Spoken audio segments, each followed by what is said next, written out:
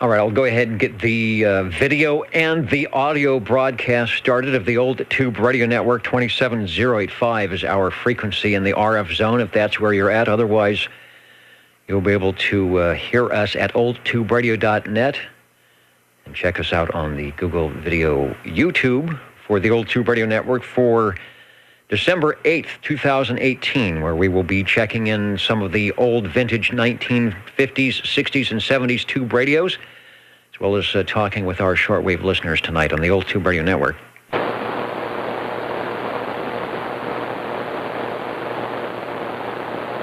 And I will get started. A lot of people out here on the West Coast staring into the western sky from here in Central California to see if and when the Falcon Heavy spacecraft goes up into the air. You can kind of see the trail as it shoots into the atmosphere. So we'll hopefully get some reports from our shortwave listeners on that.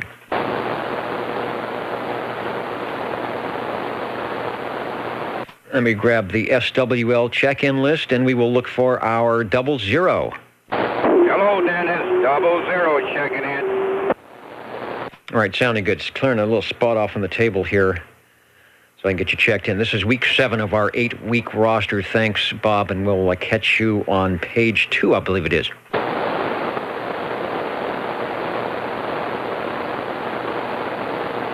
And what I'll do is I'll switch from the control room here. The Jangle Singers, we could not get the line hooked up tonight in the other studio, so we may not have the Jingle Singers tonight. Bozo Control is working on it. So what I'm going to do is switch over to the camera that has the Orban loudness meter, so you can check out your audio as you check in. SWL1 is checked in. How about SWL2? SW2 waving a hand over at the video page. Mr. OBP, who may be out staring for the... He has a, if I recall correctly, 2 has a very nice telescope setup that we have used before, so maybe he's going to do something with that anyway. Mr. OBP, I've got you checked in. Thanks for listening. SWL3 checked in last night at the CARP Christmas dinner. Rob in charge of things there. Very nice setup and a good time and some good food for that. SWL4. SWL5. Saw Ida Mama Rose a couple of days ago. She says say hello to all the radio operators, shortwave listeners. SWL6.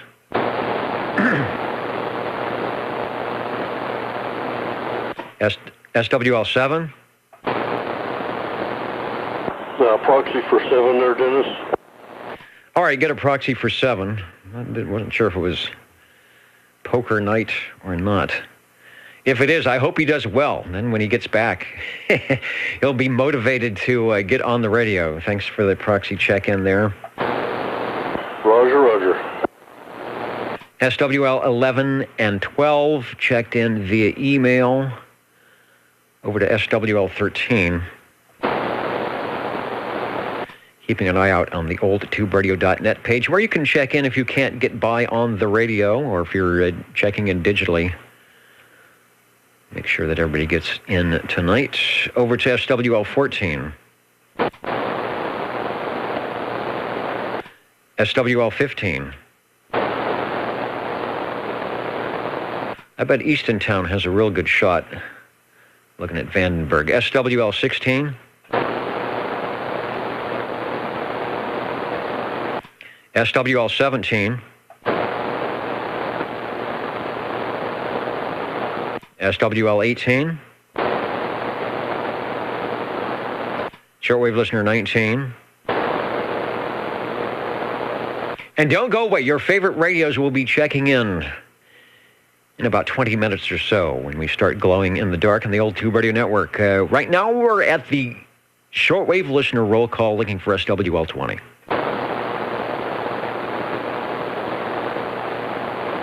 SWL 21.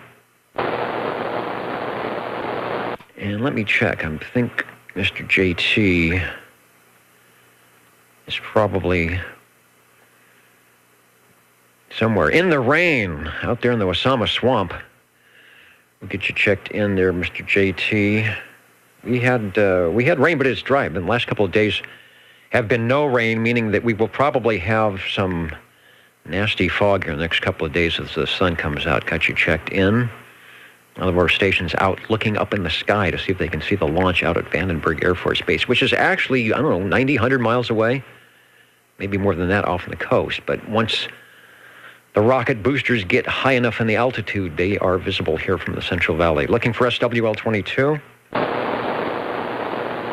Shortwave listener 23. SWL-24. Joseph, Mr. Black Sheep, with a check-in just moments ago. SWL-25. Hello, Dennis. 25 checking in. Sounding good. Is your rocket taking off this evening? Taking off right now. I mean, like in a minute or two, if it's actually going to happen. Jerry, you're sounding good, and I will also say you and the other four sounding very good on the video mode of operation. I'll probably talk to you about that later on here. Okay, very good. And I believe it is launching. There's a countdown going on. I'm watching it on my cell phone, so if anybody has a view to the southwest from us, you might want to take a look. Anyway, back to you, Dennis. Thank you. All right, it'll take a little while to get up in the air, but it should get there. Thank you, Jerry. Sounding good. Over to SWL-27.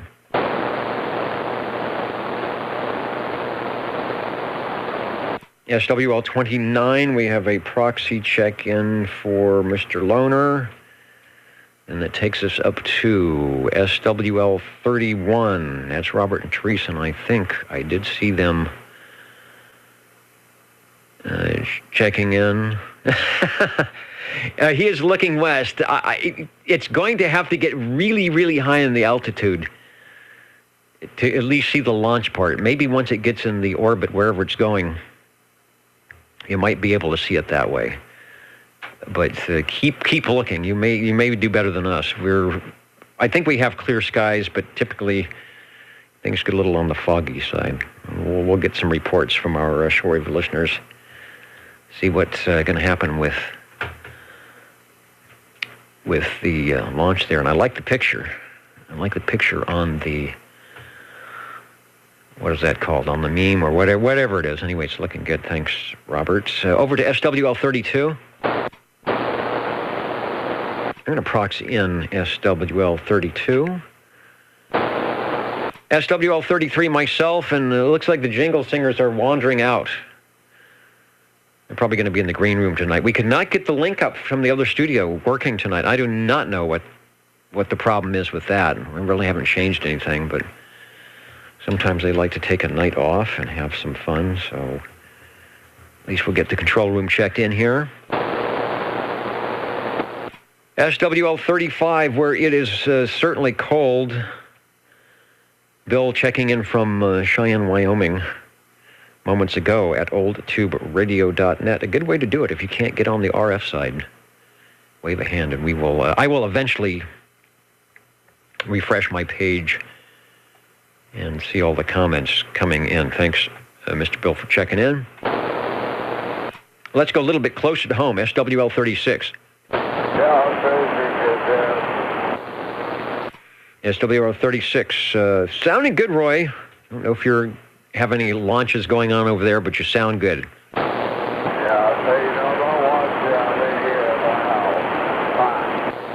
Okay, I know I've seen some rocket boosters on the Apache truck, I think. SWL-37, who may or may not be by the radio. Information? This is the information frequency. Go ahead. Thank you, Dennis. It's been delayed 2 minutes. 2 minutes. So just FYI, in case anybody's looking to the sky and they're not going to see anything for at least 2 minutes. So anyway, back to you. All right. I have not personally looked up to the sky to see how our Central Valley conditions, clarity, visibility is, if there's any low or high fog clouds that would mess things up. But I know it was clear most of the day. Sometimes that creates fog situations. So we'll hopefully get some information when and if the rocket launches from Vandenberg. Thank you for the update. SWL 39. SWL 40. And I think he said he was up on the roof. He has a multi-story residence there. So my guess is that Larry will have a good shot if it's visible out there tonight. SWL 41.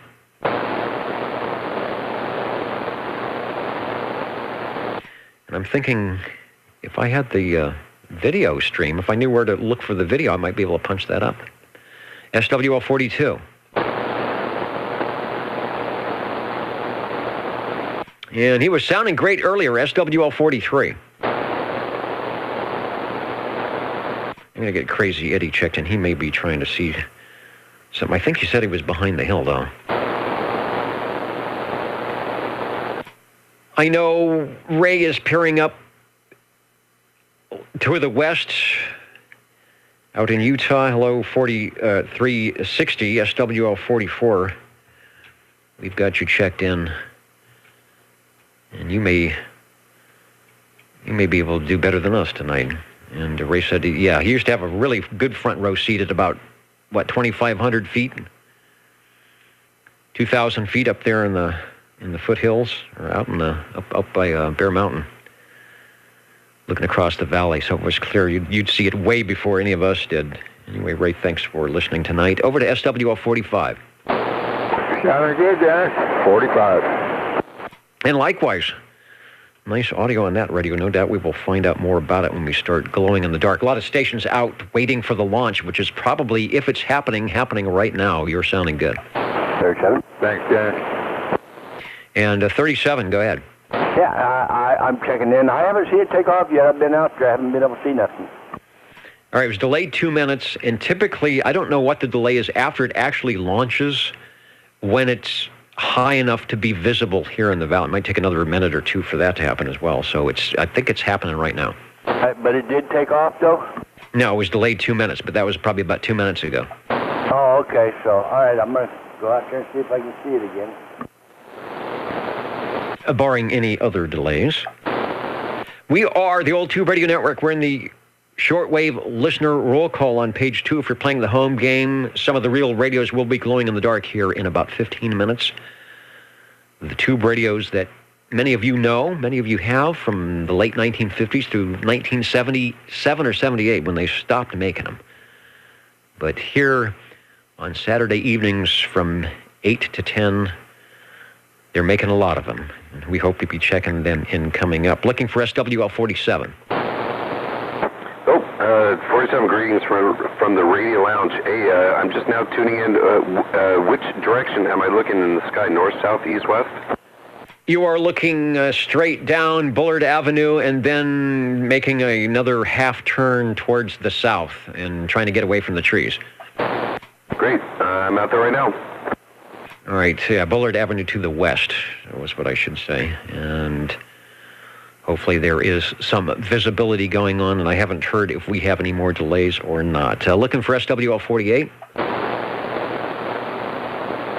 SWL 49. SWL 50.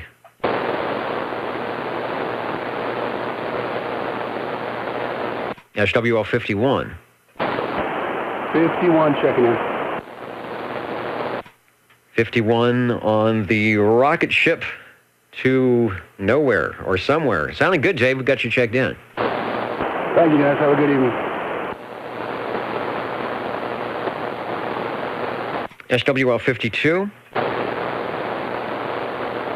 The station that got us started off as 00, SWL 53.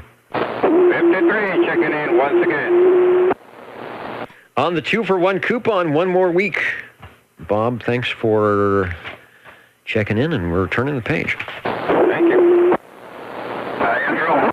Info, go ahead, over. Yeah, just live update, 4 minutes delayed, and I just didn't want anybody out there in the cold looking for stuff that's not there, but 4 minutes, so I will keep you updated. Back to you, Dennis. All right, you know, they have a schedule that's worse than OTR in trying to start on time. Thanks for the update. SWL 54? SWL 55? 55, checking in, Dennis, and it's sitting on the pad still.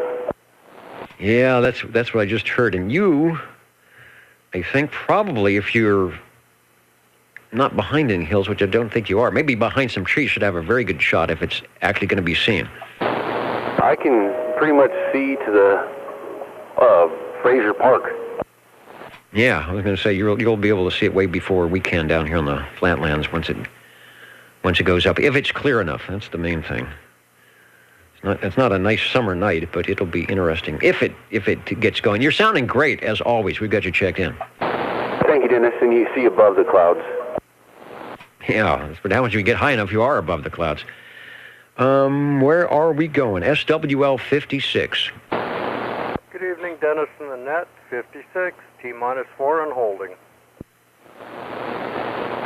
All right, countdown is a good thing. We have our own count. Do they have a Nixie tube countdown, I wonder? My guess is there may be a little bit more modern than our Nixie tube countdown that we have for the old Tube Radio Network. SWL 57. Question? This is the question frequency. Go ahead. Hey, what's going up, and where can I find out the up-to-date, like, online information if and when it's going up? Yeah, I haven't seen nothing yet.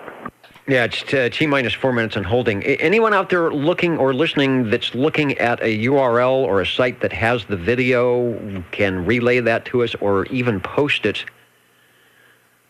Is that it?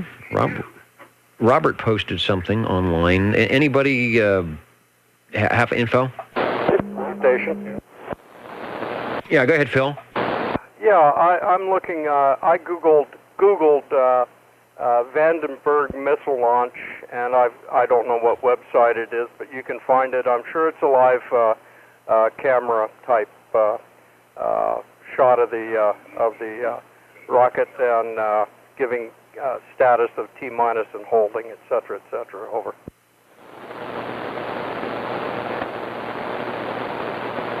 Maybe they're waiting to check in. I should find out what number they're at.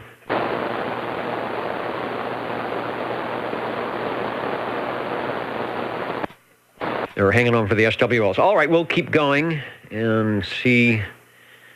I think this is actually a delay of a delay already. It was supposed to go up a couple of days ago.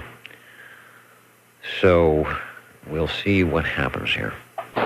Waiting to hear from you on the go or no go for liftoff.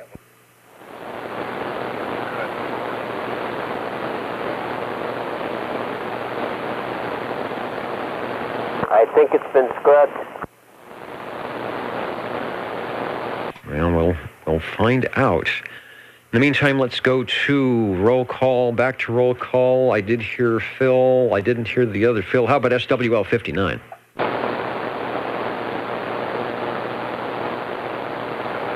SWL 60. Thank you much, Dennis, and hello to all the fellows out there. And we're looking out for that thing, too. My daughter's got the launch on her phone, and we're just waiting for it to take off. SWL 60, checking in, the 291 base, the DX 2527. Sounding good. Great audio as always. Good signal here in Midtown Fresno. We're putting the X in the square. Thank you, Joe. SWL 61. 51, checking in, Dennis. SWL 61, hello, Dean. We've got you checked in on your old Tube Radio Network tonight. Thanks for listening. Thank you, sir.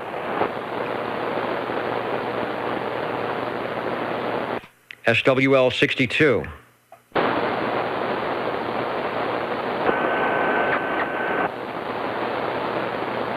SWL 63. And 63, New York was out there early tonight, sitting in the front row. Get you checked in, Bubba, and all our New York stations represented there. Thanks for that. How about SWL 64? Man, oh man, I've been sitting here waiting and waiting. My house is on fire. There you go. But check me in. You have come to the right place to wait, but wait no longer. We're checking in and putting the X in the square for SWL 64. Thank you, Jack. SWL 65.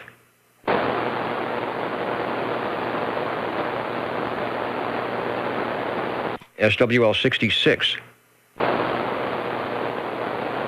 It's been official. It's scrubbed.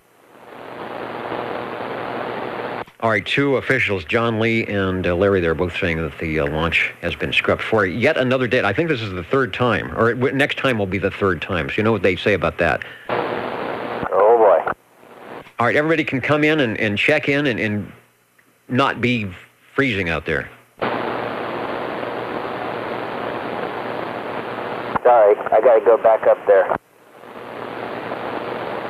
You got to go back out, all right. Continuing with the roll call, we will have the radios coming up shortly. Let's go back to the Orban meter and call for SWL 66, SWL 67, shortwave listener 68, Thomas out of Texas. I don't see Texas on the screen yet tonight. See what radio Kenny's on tonight. SWL 69. 69, checking in, Dennis.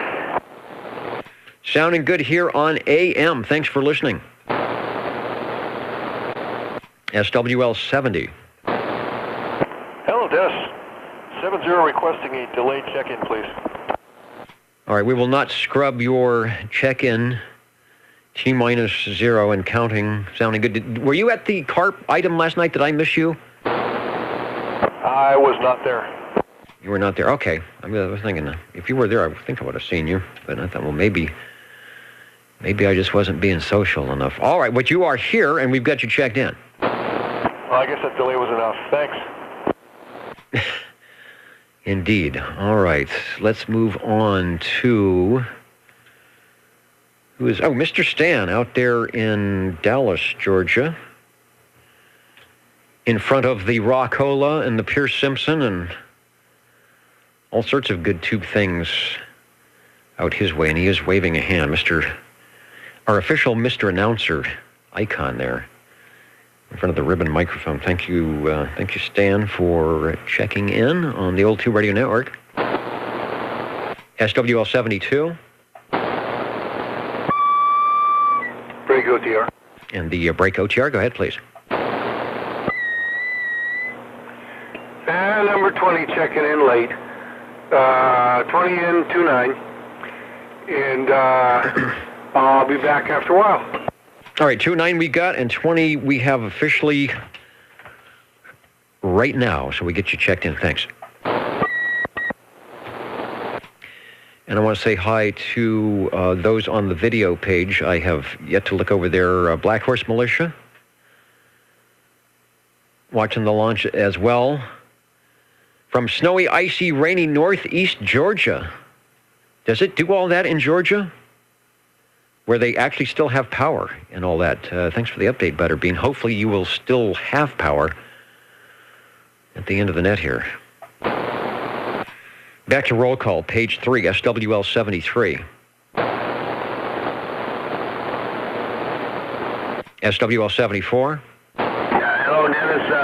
If you could check in or proxy in Mr. Chili, that would be great. But you are absolutely correct that the launch was scrubbed and no further date was announced. And by the way, I did have the opportunity, the pleasure to sit next to number 3 at a service function this afternoon. So it was good to see him. Anyway, back to you, Dennis. All right, thanks for that. And I ended up having to work.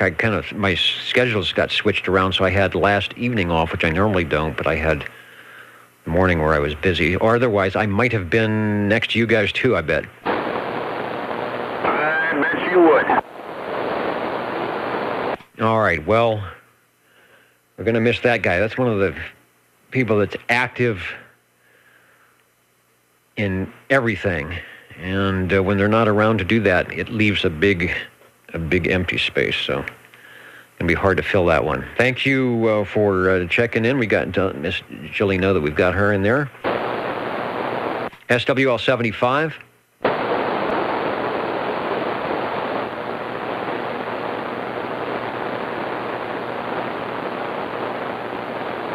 And 44. I did get you. Checked in. And I know about technical difficulties. We have no jingle singers tonight, and there's been absolutely nothing changed. How about SWL 77? 77 over here in the Tower of Power in the Tower District, checking in, and 73 is to all the listeners. And I hope Jerry 42 got checked in. If not, proxy him into gaining. All right, that's something I should check. And you know what? I didn't. So we'll get him checked in, and the rest of the gang over there that is coming up. You're looking good, 20 over on the S meter, and you might have seen the Orban peak limiters doing their thing. Looking good. Thanks for checking in. Quickie? And the Quickie station, go ahead. Dennis, did we get Ed checked in? Did he check in already?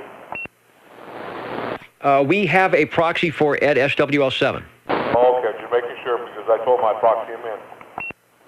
All right, and indeed that has happened. Thank you. We stay on long enough tonight. Might actually catch him on the tail end of everything. This is the Direct Net Roll Call, the Old Tube Radio Network. Been here well over 30 years on Saturday evenings doing just what we're doing. That's talking to stations and encouraging those that have the vintage tube radios to pull them out of the radio garage and drive them around the block. So one, that we can hear them. Two, you can keep them running nicely. And three, our listeners from all over the Universal Media Netweb also enjoy the sound of the old radios, as many of you out there listening have old radios yourselves. And there's just not a lot of them out there these days keying up. So I want to encourage that. Over to the roll call list. And if I find my spot, we got who Dennis just checked in. How about SWL 78? And if he's back off the roof, SWL 79. Oh, yeah. Sounded good there, Mr. DC. Let me put the X in the square. Thanks. SWL 80. Over to page 4, SWL 81. Sometimes checks in on Facebook or at oldtuberadio.net. I'll keep an eye out for Steve Areno, whoever he might be. SWL 82. 82, checking in from the ditch banks of Iowa. And we have a launch from the ditch banks. No scrubbing out there tonight. The Eagle has landed and taken off once again, it sounds like. Thanks, Ron. All right, thanks, sir. Then we go to, well, nobody there. We go to SWL 84. 84, good evening, Dennis, and hope all's well there in your camp. And if you could check in on my girls, I would really, really appreciate it. And be forewarned, I am going to be checking in on one of the Brownings a little bit later on. So if you hear a signal that you cannot understand, that would probably be me, because we were having a lot of problems with it the last time I checked it in. But we'll give it the old college try there. Roger, roger. All right, that's why we're here.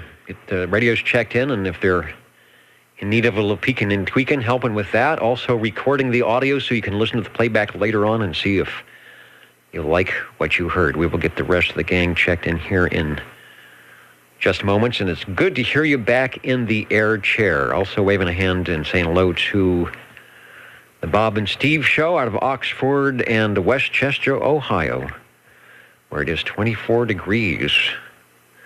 That was a few minutes ago. It might be 23 now.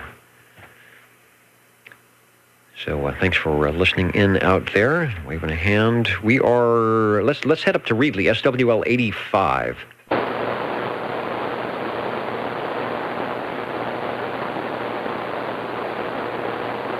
I'm just scanning through my check-in list here.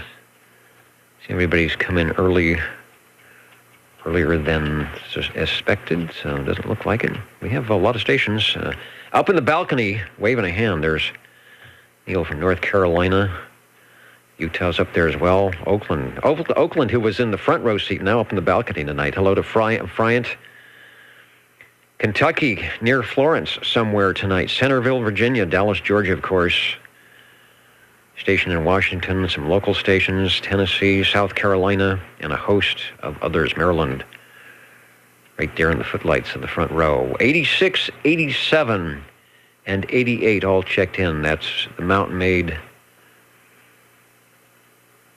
and Candy Girl, Snowy Owl, the big trio. SWL 89 checked in. I saw him last night at the Carp. He's looking good at the Carp Christmas dinner. SWL 90 got a proxy check in for Like a Boss. That takes us to SWL 92.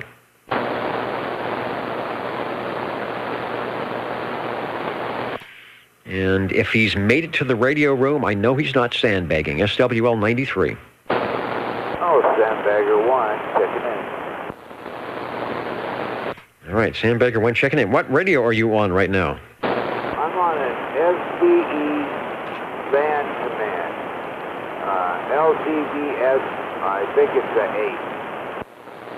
8. Wow, that sounds like a rare radio. Sounds a little different than what I'm used to hearing you on, but I hear you on the SBE. What does that stand for? Sideband Engineers? That's what it used to stand for on the ham radio side. I think they're one and the same. Anyway, we've got you checked in. Thank you much. We're standing by. Yeah, they were big in the 70s, SBE on. They did some amateur stuff as well, I think. Over to SWL 98. Shortwave listener 109. We got 103. I moved you up. You actually moved up. Normally you were like stuck between 128 and 131. That's what happens when you have physical paper. It's not the virtual world that you would think. SWL 103.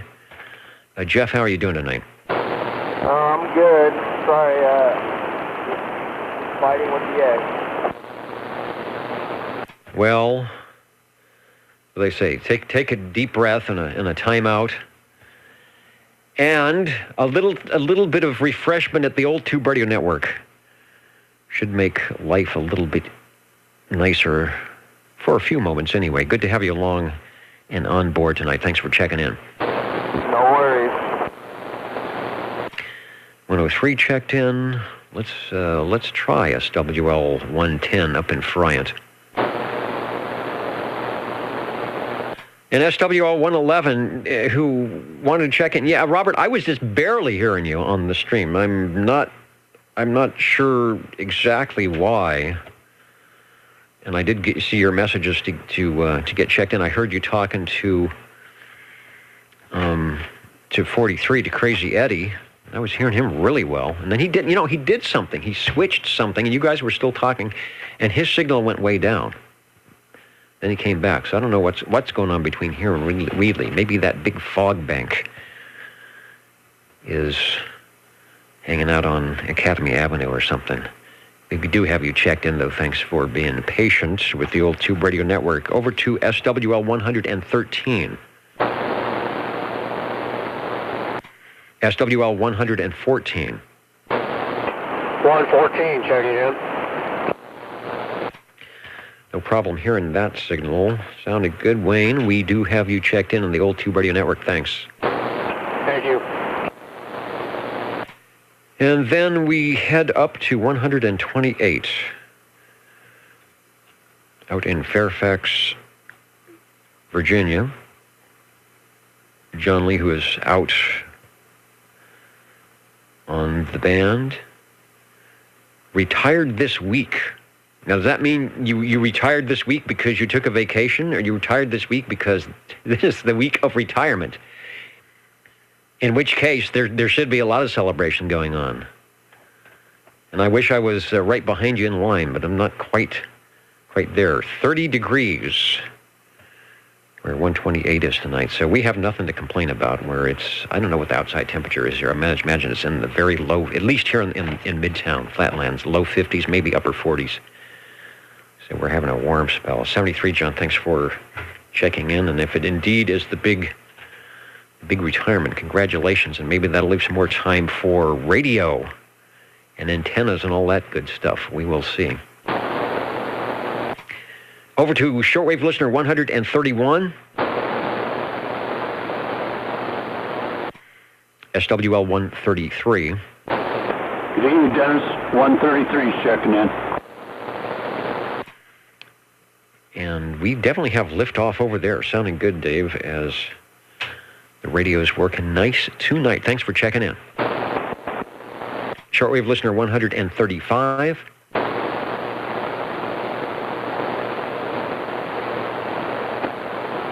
We have a proxy check-in for SWL 137. And then if we go 10 more to 147, who is actually online. How did you get the evening off? Well, maybe it's late. Maybe it's too late. Maybe you didn't have the evening off, but it's late enough where you're at that you're done for the evening. 147 in Kakalaki. Late check-in. Cold and raining. Snow to the north. Snow to the west. But thinking that's always going to get us some rain out there. Anyway, Neil, thanks for the update. I know you're staying busy during the holidays. Thanks for taking a little time to get into the radio room tonight. Let's go up to where it is cold here locally in the Central Valley. SWL 195. 195 checking in, Dennis. Good evening. And hello, radio. From beaconing in, oops, grab the right control here. Beaconing in from Coarse Gold tonight and sounding good on the old Tube Radio Network. Thanks, Jim. Thank you, sir. Over to SWL 226. If he's out there, I might need a relay. SWL, nothing. Let's see. Any other stations, late check-ins? Let's do that. Anybody I missed or somebody was out looking for the rocket that is still on the launch pad? OTR is listening. 50 checking in. And SWL 50, who has a rocket of his own. SWL 50, he might have had a... Did you ever have a... What was the rocket? That was an Oldsmobile. Probably not. Anyway, Mark, we've got you checked in. Very good, TR. Let me put the 50 on the line here. There we go. And the break OTR, go ahead. 650, making it. Up on the hill, waving a hand. 650 sounding good. Looking good on the S meter tonight. Sounding nice on the Old Tube Radio Network at 27085 in the Central Valley of California. oldtuberadio.net on your Universal Media Netweb and even on the video screen from Google, YouTube. Thanks for waving a hand. Yeah, you're going to have to get that old starduster out of the tree and move it out in the open and get it up in the air. Yeah, probably even a wire in the tree would do well. Who was I talking to the other night about a 90-foot Roan tower? Now, that would be nice. I don't know about the logistics for that one. We'll see what we can do. If it wasn't for stations like yourself that have good receivers, I probably wouldn't be heard at all. Thanks for jumping in here. Yeah, Roger. I think the city would have something to say about your 90-foot round tower. You know it. That's why it was just talk. Yeah, ball. Yeah, if you have everybody else on the radio, you all have a good one. Nick 650 is going to check out and head for the house for a cold fire. All right. Someplace where it's warm. Thanks for checking into the old Tube Radio Network. All right, give me a minute or two to switch over to the Tube Radio mode of operation. We will leave the video up and running. So those of you on the video chat, you should be good where you're at. And we will have some glow-in-the-dark radios coming up shortly.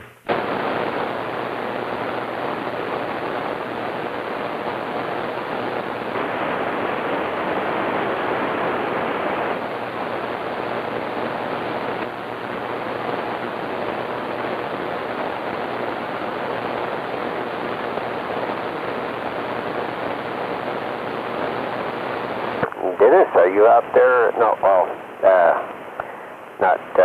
Dennis, but the other Dennis, the Tower District Dennis, are you out there?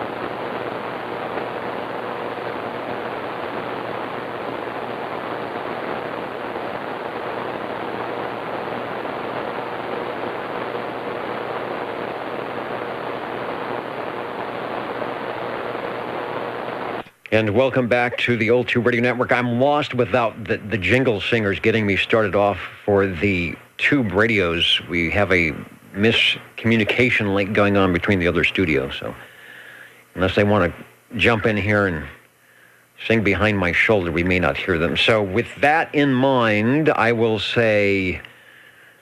grab the Old Tube Radio check-in list and say we are looking for radio number 1 here on the Old Tube Radio Network. 45. 25. And we got 45 and 25. 25 step up into the green room, which is going to be super busy tonight because the jingle singers I think are all in there. So hopefully you can find a spot. And SWL 45, that's Paul up in North Fork with some really great sounding smooth audio. I'm really interested to find out what your microphonium's connected to. Here at 8:53 Pacific Standard Time on the Old Tube Radio Network, 27085. We're on channel 11. And beaconing everywhere else at oldtuberadio.net. Let me make sure I'm set up to do what I need to do. And over to you, Paul, if you can hear me. Over. Oh, I can hear you just fine, Dennis. This radio, of course, is a generator telephone, Super MC9. I should have guessed. But boy, has it got some smooth audio. And this is the Super MC9. I believe last week you brought in the Super MC8, I think is what we had. And I'm going to switch the video such that it is over to what I believe is the MC9 indeed, and that says it is from your collection. So up with the video we go, and over to you for a transmission. Yeah, okay. That is the radio that I'm talking on right now. I want to go into the thing. I just found out something new on this, and I've been checking on it. On these microphones, This is a stock General Radio telephone MCM-2. It's stamped right on the front of it. Everything is General Radio telephone. And what I found out about this thing was really interested me. I don't, maybe no one else is interested, but I thought it was interesting. This thing is a real heavy microphone. I mean, really heavy. And I found out it's zinc alloy, die cast in satin chrome, made by Turner. The thing has a ceramic element in the thing, which came stock on the thing. So that's interesting. I'm not sure if there's any of the radios in general that put this microphone on it or not. I don't know. Do you know, Dennis?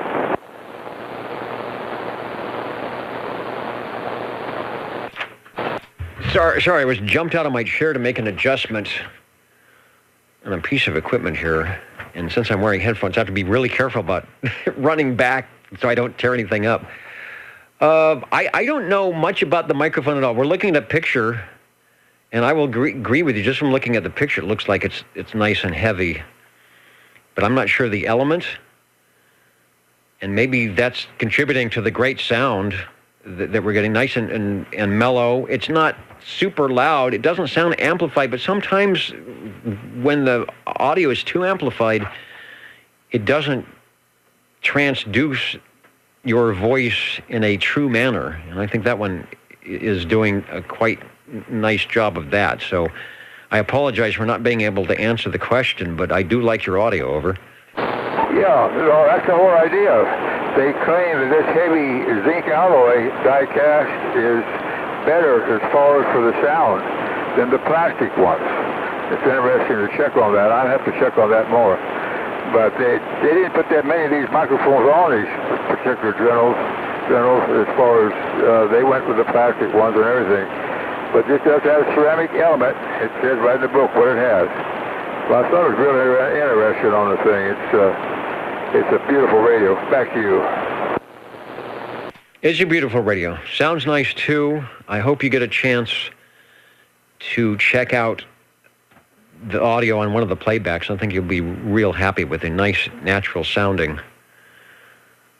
And the levels are perfect.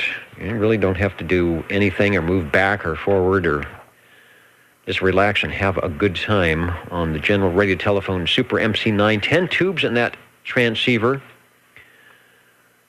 And it still has the continuously tunable receiver. It wasn't all crystal control. I mean, it was on the transmit, of course. But the receiver, probably the last one like that, because 11, I think, was all crystal controlled, transmit and receive. And what is the... Oh, it does. You know, I was thinking that doesn't have the ECLL 800, but it does. And it also has a 12AX7A in the mic preamp. So it's got all the good stuff, over. Yeah, you bet. It's got that band pass tuning on the thing, or pass band tuning, whatever they want to call it. You can tune each channel in. It's like a little VFO in each channel. Really neat.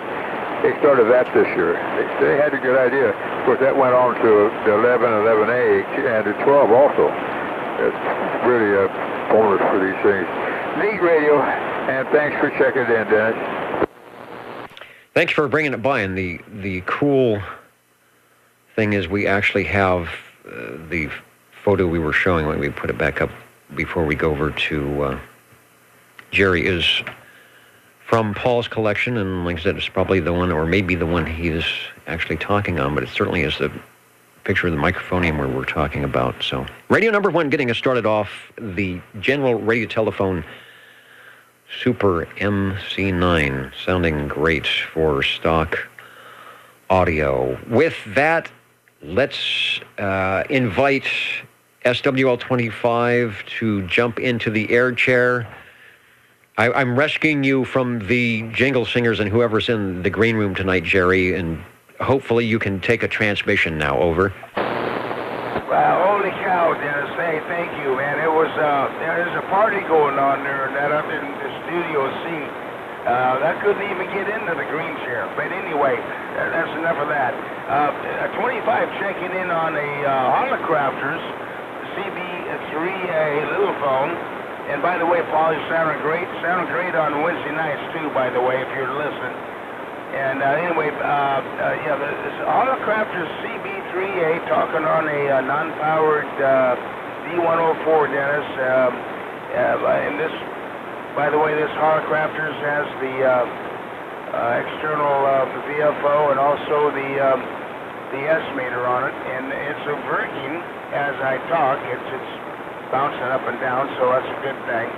Crystal controlled, and I'm this particular one is on channel C, or number or letter C, which obviously must be 27085. Anyway, back to you, Dennis. Getting a shot of the Helicopters. The microphone is the same teardrop shape of the microphonium for the general radio telephone, but I'm not sure it's as heavy duty. Looks like it might be metal. Can't tell if it's that, but you're probably using something different than what we're displaying, which we'll talk to you about in a second. Radio 2, and yeah, sorry about that. We had some technical difficulties with the jingle singers tonight, so that's why they're running around all over the place. But sounds like you fared well. Nice audio, again, for the old radios coming in tonight. No, I'm not having to do a thing on the receive side or the tune-in side. I'm just sitting back, relaxing, and enjoying the nice audio. Let me switch back to, before I go back to you, switch back to the control room picture, because we're showing the close-up of the CB3A. If I go to my indoor webcam, we can see one actually sitting up here in the back, thanks to SWL37. It's got the blue light shining off of it there. For the microphone boom, there we go. The microphone boom wasn't in the way. There's a CB3A right behind me. So good radio. And those are talkers. I've actually run that into the Heil audio rack here, and you would not believe the sound coming out of that. Speaking of sound, that's my segue to say congratulations, 25. Jerry was, not only is he a radio star tonight here on the Old Tube Radio Network, but also a video star, was it Thursday? Thursday or Friday on our local Fox affiliate, as Jerry and the band, his band he's in, I think there was five players out there working the very, a 4-hour morning show, unheard of. We're doing some music inserts and music bumpers for the Fox affiliate show, and looks like you guys were having a good time. Yeah, that was interesting experience, but the bad thing about it is we had to get up at 4 o'clock in the morning to all meet there and get a sound check and everything, but yeah, that was fun, and great people, great engineers, and anyway, it was a lot of fun. And that was Friday for Good Day on Channel 26. Anyway, back to you, Dennis. Yeah, I used to work a morning show at the other affiliate here in town, and yeah, they go on early, and you find out it's a lot of hurry up and wait. It's hurry up and wait, and all of a sudden you're on. And it's just like what you're doing now. You're on, and it's whatever you do goes over the air, and you can't take it back. But what I saw looks good, and I just you know me, I like the behind the scenes thing. I'm just curious because I have not been in the 26 studios for about 30 years, and I didn't. Are you in the same? I want to say in the same studio, but off to the side, or are you in a totally different area from where the hosts and the guests are at the main table? Yeah, we were totally in a different room. By the way, the acoustics were fantastic, and all we had was we were totally used their monitors, but we had no idea what was going out on the front end, or the FOH, or on the broadcast. So we just relied on the monitors, and we probably could have done a better job mixing, but anyway, it was fun and a good experience, and we had a blast. All right, cool. That's the first thing you find out about TV, is that audio sort of comes secondary for, at least when you get something like that for mixing. A lot of times they're really not set up to do something super elaborate, and If you have more than like one microphone in front of your face, that becomes an elaborate audio setup. But what I heard sounded pretty good. And you guys are critical and more technical, so I'm sure there's probably things that we'd like to sweeten up or move around or pull into the mix more. But it looked good. It sounded good. And like I said, everybody had a good time, and the directing was also good. So I don't think you quite have the 15 minutes of fame. You still have a few minutes left, so I'm certainly looking forward to seeing your next venture, whatever it might be. SWL25, Jerry, let's go back to the radio one more time, the Hallicrafters, CB3A Hallicrafters. And if you told me, I was probably writing things down and missed it, what microphonium are you using with that radio over? Very quickly, Dennis, the non-powered D104, and that's about it. Anyway, thank you for checking it in. Back to you. Sounds good. A good choice. Again, as we were talking with Paul earlier, sometimes amplification distorts the voice a little bit, doesn't give you a natural sound. Here we're using just the D104 with no amplification, and it's perfect for the way that radio is. You don't have to move a thing, don't have to touch anything. Doing a good job for Radio 2. You are listening, since we don't have the jingle singers to take us up to the top of the hour here. I'll have to do it myself, but just remind you that you're listening or perhaps viewing the Old Tube Radio Network, a group of us here in Central California that have been gathering on Saturday evenings for the last over 30 years to do what you've just heard, and that's have a good time on the CB radio, just the way you remember it if you've been out here for 30 or 40 or 50 years. And we do it one better by trying to grab the radios that a lot of us used 30 and 40 years ago, the kind that glow in the dark. And for those that may be new, we invite you to grab a tube radio and check in with us as well here at 27085 on the Old Tube Radio Network. So I'm going to stop talking, and we'll see if we can't get Radio 3.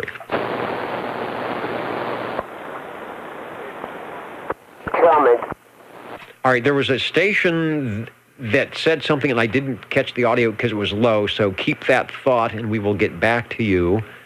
And the comment, go ahead. Yeah, I'm looking at your media information on your codec for the audio on the live stream.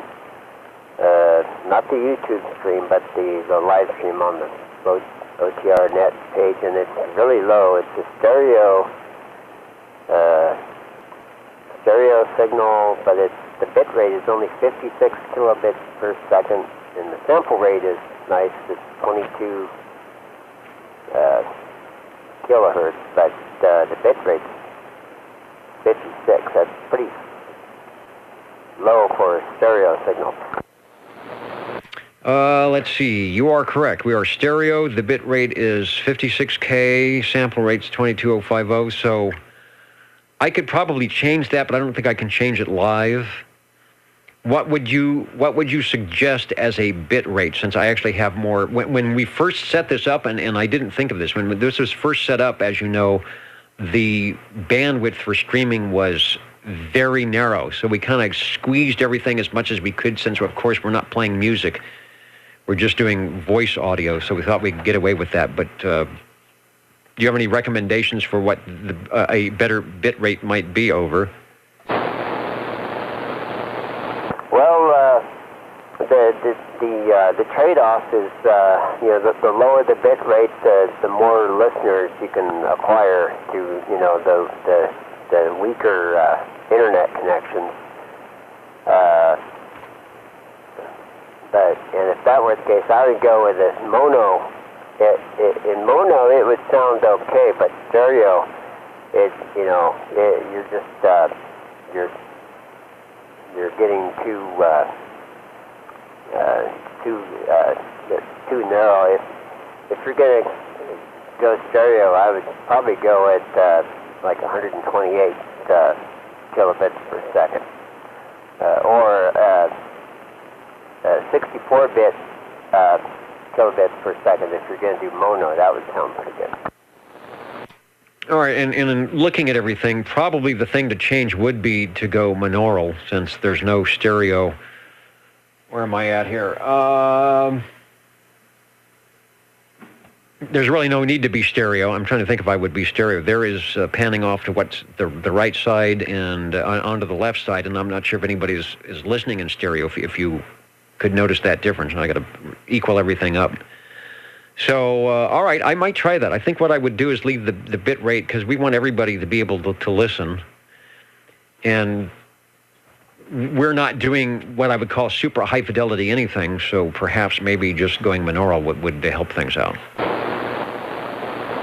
Yeah, that would definitely improve the quality.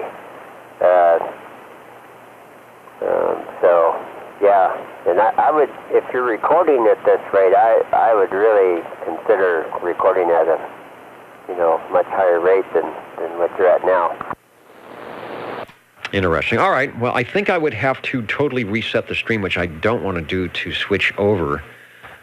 But I've made a note of that. And I believe when we start, I'm not sure how it got flipped over to stereo. I think we actually started in binaural just for that reason. So something got switched. I think that's what happened. It should be in binaural and not stereo. Now, I know the jingle singers who are wandering around here would probably not agree, because they want to sound as good as possible. But for everything else, unless we can figure out how to do a stereo synthesis on the radios coming in, probably would be a good idea. All right, thanks for that update, and I've made a note, because we do want to sound as good as possible for as many people as possible. Right, and yeah, I just noticed it tonight. I could hear some digital distortion, and that's why I made the comment. All right. Well, this hopefully is not the digital distortion frequency. Speaking of digital distortion, I want to say hello to X4000, checking in from beautiful Brentwood, California tonight. Station in Connecticut was listening in. Now, SWL2 thinks it might just be Gremlins. Maybe I should go even wider with the stereo, and it's just trying to get rid of the Gremlins. Also saying hello to John, waving a hand from Iowa, Zero Land, the mighty Juliet Whiskey, otherwise known as KJG 4755. Listening in. We're listening for radio number 3.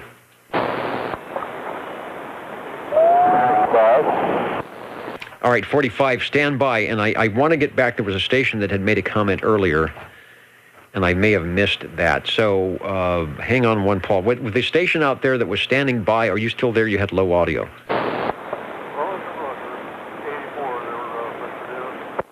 All right, let's do that. Let's go.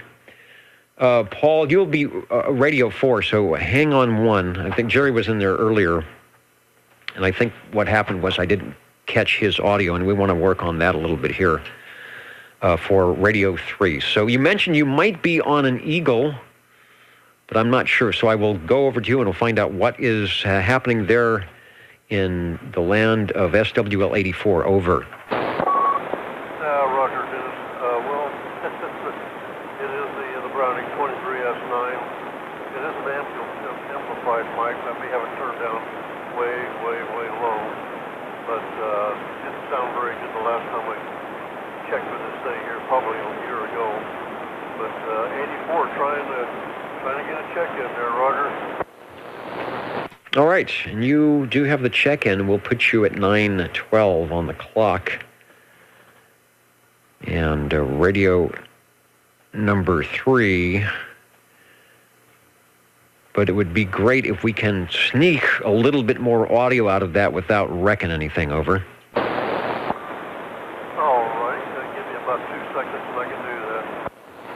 And we bringing up the Orban loudness meters. I'd like to see that peaking up a whole lot more than what it is. You've got a good carrier, just the audio isn't up to where it should be probably.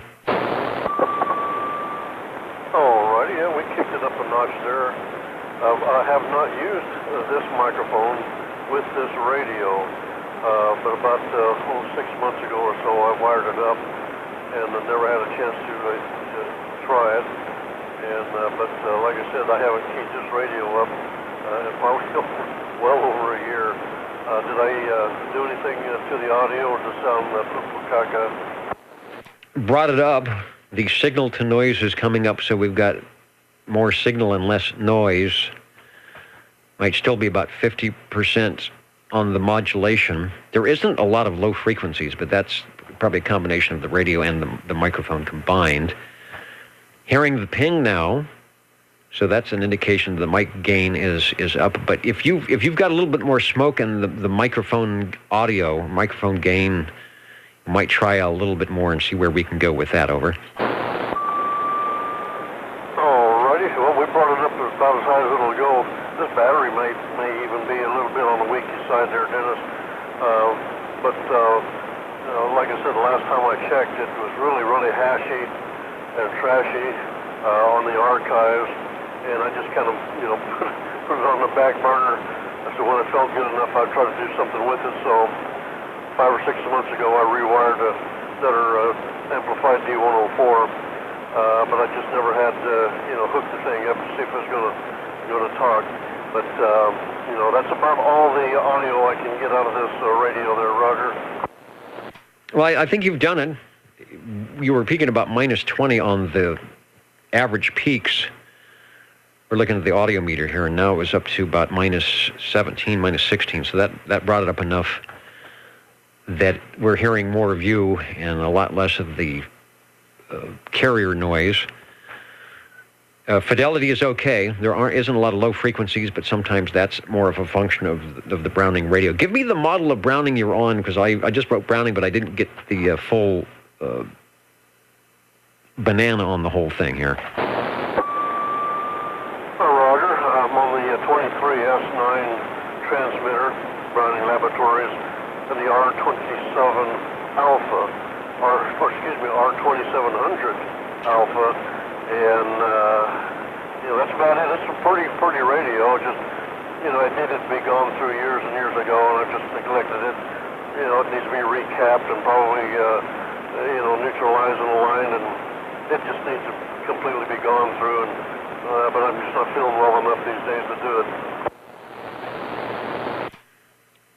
Well, transmitter's doing fine. I'll put up a shot of, if anyone's curious, of the 2700A. This is one of their first combinations of radios that they did in the early 1960s, the R2700A, a very nice receiver from Browning Labs, probably about 1961. And then if I'm lucky enough, we might try and get the 23S9, which is also an interesting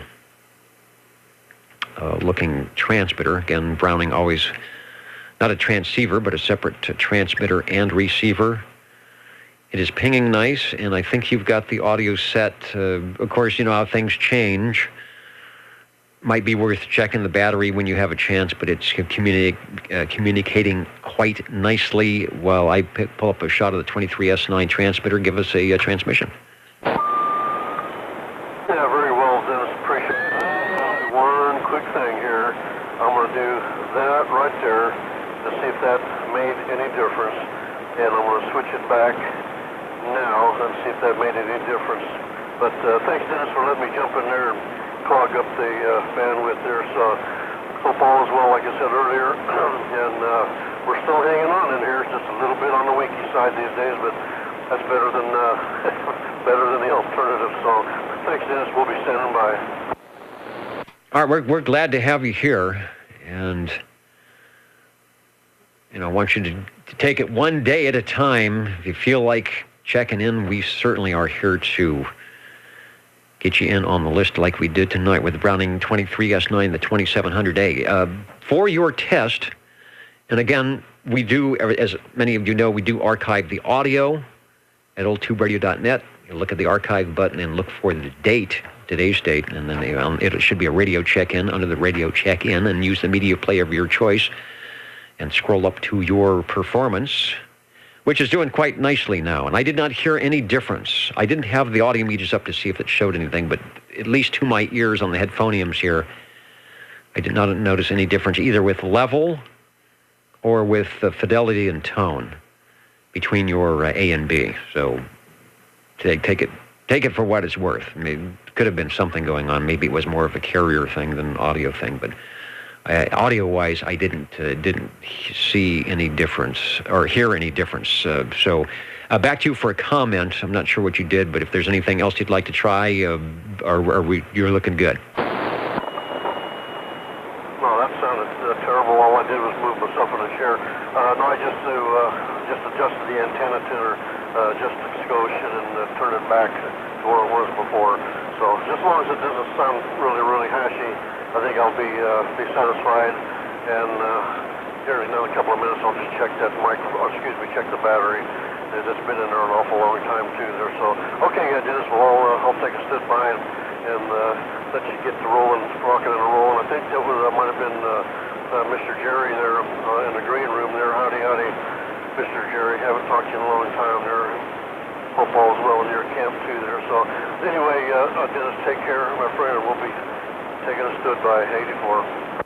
All right, thanks for Radio 3. And I didn't have the S meter up. The efforts, an antenna tuner, if anything, it might have affected the output signal, but probably not by much because everything sounded good and still sounded good. Thanks for Radio 3, the Browning 23S9 and R2700A combination, both from 1961-62 from Browning, built with two different types of channel selectors. I didn't ask you which one you had, but that was the one we were showing, I think, is the longer, what they call the chicken head dial switch, which is still up on the picture at old2radio.net. Stepping into the air chair at 9:21. That's our time here, Pacific time, at the Old Tube Radio Network in Central California. And Jerry, I hope you are still with us. Over, Jerry, SWL25. I hope you're still hanging in there. Over. Roger. I'm not sure if I'm having too much fun with the jingle slingers, but anyway, if you're sure it's me, I'm ready. I am sure it's you, and go ahead, sir. Over. Okay, very good. 25 checking in on the General Radio Telephone, MC5, and with some help from some good friends, we got this thing back on the air, so hopefully it sounds good. I'm sure you're familiar with the MC5. It does have the tone signal alert, and I believe it's 8 channel. By the way, kind of an odd thing I didn't mention on the Holocrafters CB that I checked in, CB3 little phone that I checked in earlier. It's 7 different slots. Well, the MC5 has 8, so it's one better, and it does have a external slot here if you wanted to do something goofy on a secret crystal or secret frequency. I guess you could put it in there and talk to your secret buddy. So anyway, I don't know where I'm going with that. Anyway, the General Radio Telephone MC5. Back to you, Dennis. There it is. Got a great picture courtesy of Paul, SWL45. And he's showing it with the stock microphone, which we'll put up in a second, so I'll ask you about that. This radio, and you've checked it in before, has its very own distinctive sound in the audio. I'm not exactly sure what causes that. I don't know if there's a tube that could be doing a little bit better. It has, I don't want to say it's fuzzy. It's just an interesting sound. It has its own footprint for sure on the MC5 from 1963. So we moved up a year or two from our Browning that just checked in. General Radio Telephone does all this with only 7 tubes. And I was checking the info here to see if it said something about having the Civil Air Patrol frequency in there. It doesn't really say that it does. Some of them did, so that might be the secret frequency, or you can do your own thing. The interesting thing is it will go 12 volt or 6 volt DC. Probably have a different power cord for that. And then 115 volt AC, which I think is what you are doing. For those looking at the video, I'll use my little mouse pointer here. There is a switch right in the center under the meter called a tone signal. This is the last year that the FCC allowed General Radio Telephone to have that switch. In the next episode of the General Radio Telephone MC6s, this is an MC5, they switched it to a bullhorn. So I think the FCC didn't like something about that tone signal, or they were being misused for malicious interference. If you have a chance, we'll go back to you, Jerry. You can tell us more about that tone signal and perhaps give us a demonstration over. Absolutely. And, this radio has always been had a quirk on audio, even with the stock mic. And you're right. I might want to get into the tubes, and I thought I did. I might have checked them, but the interesting thing about checking tubes, they may check out good, checking for shorts, checking for everything, but when they're under use, it's a totally different thing. So yeah. But anyway, okay, there. And by the way, Dennis, you wouldn't by chance be referring to jammers. And I promise you, I would never be a jammer. But here is a demonstration of the tone signal alert.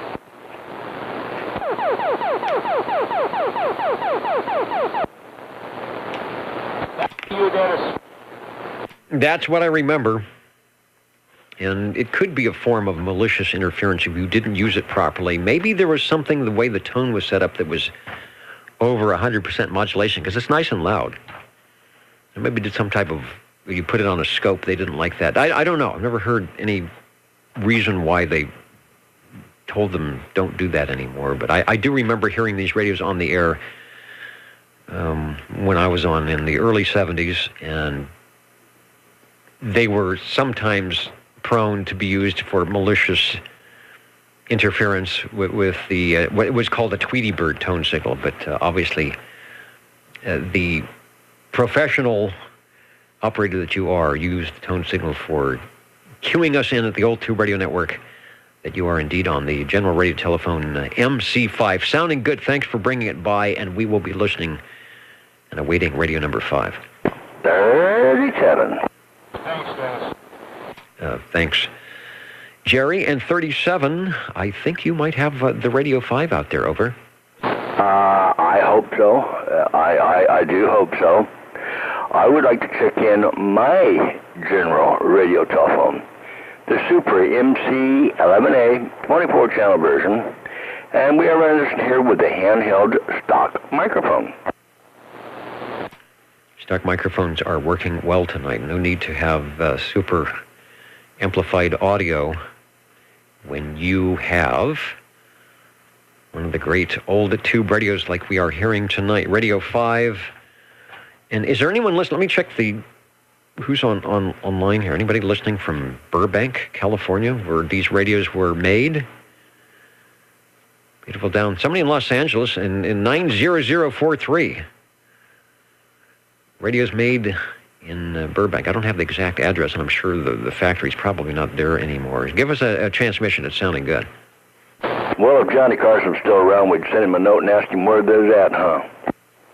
Yeah, maybe we could get Gary Owens to do, if he were still around, to host the net for us. I'll get a better close-up here so we can see the differences. We have heard from the MC5 from General Radio Telephone, the Super MC9. This is two models up from that. They had the MC11. They didn't make an MC10 as far as I know, and this is the MC11A. This is all crystal controlled, both on the transmit and the receive.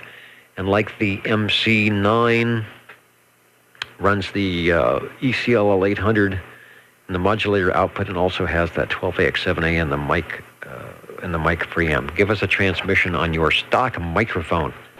No problem. Yeah, we figured we'd at least check in Monday night. I'm kind of tired. We've been out to the kids' house this evening and everything. Well, it's about 4 o'clock today. Ugly sweater party, Christmas sweaters, how that goes. So we had to go do that there. So now I'm just going to kick back, and I'm cooking some banana bread. I'm just waiting for it to finish right now so I can have a slice. Boy, that sounds like a great evening. Enjoy with the family, have something good to eat, pick out your favorite radio to check in on the Old Tube Radio Network. That was a good choice, by the way, as the General Radio telephones are looking good tonight to be our most heard manufacturer. So you may have stacked the deck enough. I don't know. We still have another half hour to go before the end of the net here to see how that's going to work out. Sounds good, looks good. Go back to being SWL 37, and thanks for checking in Radio 5 tonight. Okay, well, you know, Paul, he could check in a couple more. He's got a whole trunk load of them up there. So, all right, Dennis, thank you. I'll be out and listening. And we will be standing by again. We had some technical difficulties getting the link up into the other studio tonight for the Jingle Singers. So unless something changes, they will not be with us here tonight. That means everybody, right? Mr. Announcer, Jingle Singers, the orchestra. So I'm pretty much on my own tonight. And we had 2 stations in there. I heard 45, and who was the other station? Over? 25, but let 45 go ahead. Paul, go ahead. All right, we'll do that. Because I know, Jerry, I know you were having fun mingling with the guests in the green room, so we'll be right back to you. You will be Radio 7. Radio 6 online with us now at 9:31, and that takes us up the hill a ways to talk with Paul. Hello, Radio. Oh, Jerry, thank you. You're a gentleman, as you know. Anyway, I want to check in my Polycom N. Right, scrolling up to Polytronics. Polycom, which was pretty much the name of about everything they did, from the Polycom 2 and 30 and 6 and the B and the PC2 and the Polycom Pro and the Polycom Senior, to the one that we'll be talking with now. There is a Polycom N, and I see I have a Polycom N with an 8-channel designation. How many channels would you say that radio has? Over. Yeah, this one has 8. They made one with 16 also. That's about it. That is not working right now, I don't believe. And of course, the one I checked in last week had the 4 channels. That, I believe, was the first radio that Polytronics made on the CBs. Anyway, you got more information on it? Well, I'll see what I got. We've got the photo. Looks like 8 channels. I see 1, 2, 3, 4, 5, 6, 7, 8. Wait, 1, 2, 3, 4, 5, 6, 7, 8. The bottom one on the little selector there has a different, like a white dot instead of a black dot. Looks like you can actually write your call right on the front. It was more like a chalkboard. So we'll talk about that. I want you to take some transmission. All I have is similar to the Polycom N, but has 8 channels. So I'll have to find out what the Polycom, just the plain old N is. Let's go back to you for a transmission, because it does sound good here on the Old Tube Radio Network. Over. Okay, this one here is a Polycom N-12. The N stands for New Vista. I've heard and from different sources that this is the first radio that puts the New Vista tube in the thing. And it does have good receive. It has super receive on it. You're clear, but you're always clear, but you're extra clear at night. Anyway, it's just a great little tube. It's got the same microphone now on the thing as the Super MC9. Almost the same thing, of course. It's a little different, but I'm sure it's made by Turner, and it's a zinc alloy die cast in satin chrome, made by Turner. This one has the carbon-ceramic, not ceramic, carbon element in it thing. So, and it's got a neat handle on the thing. You can't even see the handle. You can pick it up and turn it around. The handle's right on the top up there, right above that big red light. Yeah, you can see it there. That just flips on over. Pretty neat old radio. Same size as the tube.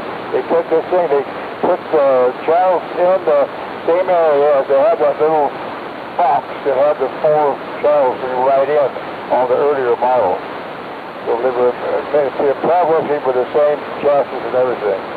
Almost the same chassis, same everything. Anyway, back to you. back to me, and I flipped over to my picture of the Polycom N because I had some more information. I'm going to assume that you are using the stock microphonium because it has that audio sound. There, as you said, there was 3 models: the Polycom PCN, the PCN6, and the PCN12, which I think is the one you had. $190 in 1963. This is the same year the Helicopter CB3A came out, and that seemed to be the price. $169, $189 for the general issue CB radios. Of course, you'd pay more if you were getting a Tram or a Browning, but keeping things under $200 seemed to be the way to go. It had the new Vista RF stage, like you said, so it gave it 17-tube performance, it says. It's actually 11-tube radio. The output modulator is 6BQ5, which was very common on a lot of the radios, and it does have a 12AX7A.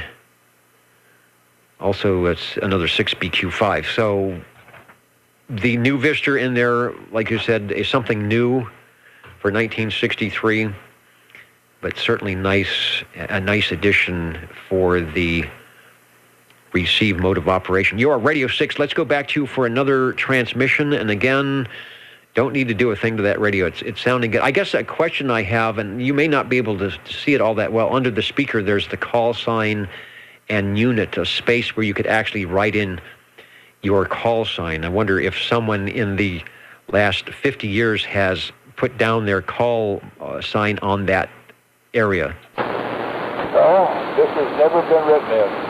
We just got it out. I was going to put mine in there, but why? I got it this way, so I'm just going to leave it like this. It's blank, and plenty room in there. They moved the other little sign deal down. They put all channel selectors in there now. So put it below the speaker wasn't a bad idea. Okay, thanks a man for checking it in, Dennis. And thanks for bringing it by. That's why we have been here for over 30 years, because our tube radio operators take time out of their Saturday evenings to jump in the Radio Shack, drive one of their favorites or maybe a few of their favorites around the block and share them with us here over the air at 27085. And we are pleased to be able to stream the audio and the video sometimes to you. Get you excited and interested to maybe jump in your own tube radios wherever you might be and get them on the air sometime this week here on the old Tube Radio Network. Let's head over to our Radio 7 standing by and walking up the steps to the old Tube Radio air chair.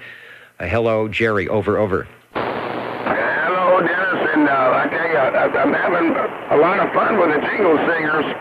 In the green room, since they have a night off, the champagne is flowing and it's party time. But okay, I'll pull myself away just for a moment to check in the sonar. We gotta get a sonar in tonight, at least one. The Model G sonar, double conversion.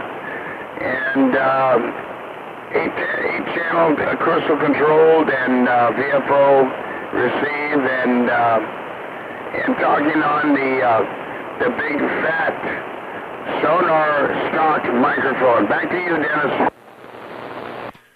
I like that, the big fat sonar stock microphone producing some big fat sonar stock audio. Let me back the camera shot out just a little bit. Got a really cool kind of POV shot of the Sonar Model G, which reminds me, who was it, 650? Crazy Eddie, mentioning tonight that he has or will have a very nice vintage Sonar model, and I think he said it was E, coming up for sale. So if someone was looking to add to their Sonar collection, to start, that would be a great radio to start your tube collection, a Sonar Model E. Classic, good audio. Get a Channel 11 crystal in there if it doesn't already have one, and you're good to go for Saturday evenings, just like Jerry here on his Sonar Model G. That was, well, we were talking about the prices in the upper 180, 190. Here's one at $229.50. Had the 23-channel tunable receiver. But Sonar was a class act. I don't think I've heard a bad one in all my 30 years. Over. Yeah, Dennis, and there were several options on these, especially on the E's and the G's. Well, I'm not sure about the Model E. I have one. I need to get it worked on. It transmits very well, but the receiver went away on it. And one of these days, when I get time, I got to figure it out. But anyway, but I know that on the G's there were options on it. If you could have an internal speaker included in the package or not, because most of these G's were meant as mobiles, and a lot of people said, no, I don't want an internal speaker in it because I'm going to hook it up in a mobile, like in your 1957 Chevrolet, or whatever, and put an external speaker on the dashboard or whatever. So, but there are options you order. In fact, I have another Model G that right underneath this one that does not have a speaker built into it. You have to put a quarter-inch jack in it for speakers so you can hear it.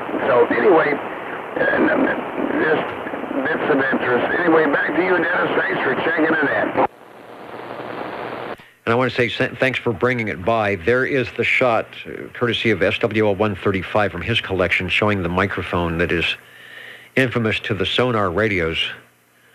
It helps, right? If you don't have a big mouth, maybe you need a big microphone to go with your big radio, and Sonar did just that. Someone told me it's like a piece of toast. It looks like a waffle or some toast. And it is loud. I pulled up the Orban peak meter, and you were at minus 13. It's set so that minus 14 is pretty much allowed.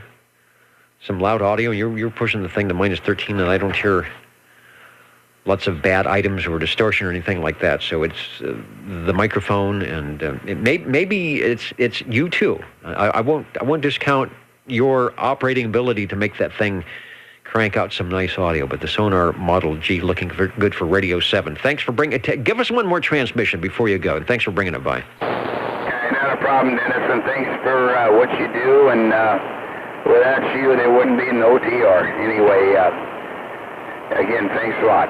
Back to you, Dennis. All right, well, without me and all our many for the 30 years net controllers, and like I said before, the radios as well. Got to have the radios. Hello to Spokane, Washington, tuning in tonight at old2radio.net. And Fort McMurray, where is that? I'm not even sure where that is. I was pulling up the Google Maps. Out there in Canada. Okay. Alberta. Hello to Alberta, tuning in to the Old 2 Radio Network here in Central California. We're looking for radio number 8.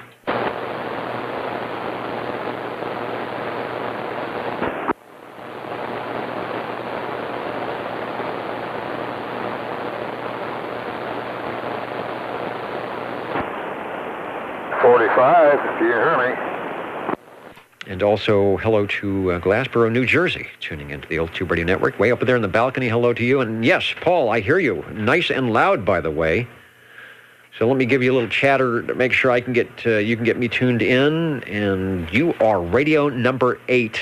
Over. Okay, I'm glad. Receive was just kind of fading away on me. So I keyed it up and brought it. The tuner needs to be cleaned. No question about that. Anyway, want to check in. It says to talk close to this mic. My old Sonar Model 11, Sonar Model E. Getting the wrong piece of paper here. Sonar Model E. Okay, was hoping we would get a Model E because that is the unit that 43 that Crazy Eddie said that he's going to have up for sale. We got, as usual, a really great shot. I'll just feature the radio here for now from Cliff, if I can get it in the shot. And nice audio, really, really good audio coming through. So take another transmission while I get my photos set up here. Okay, well this radio was in 1961 Pauper Electronics, so you kind of go for there when it's manufactured. The first E radio is in Sam's number 2. Mine is number in Sam's 4. There is some changes on mine. I don't know what they put in the thing, but they changed some tubes around and everything like that. So that was let's say 1962 then, when this one was manufactured roughly. There's no meter on the front on the thing. It's just got lights on it. Both the lights are working. They got a red light for modulation, and they got the green light for power. It's rigged. It's a neat little radio, I'll tell you that. It's pretty. Chrome, kind of chromium bracket on the thing, the whole car bracket. And there's gold and silk, kind of gold and a light tan color on the radio. It's nothing fancy about it. You could buy, I think he said you could buy a regular, what the heck they sell and everything. I'm trying to read this book here.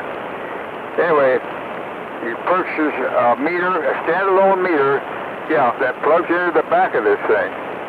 Cliff has one in his, so let me show a picture of it. That's the radio, that's the standalone meter on the thing right there. Now I'm looking at it. You can purchase those, so it goes with it if you buy it. Anyway, back to you. All right, well, if I get my camera to behave, I can show that exact item you're talking about, the standalone meter that says sonar on it. It'd be a really nice addition here.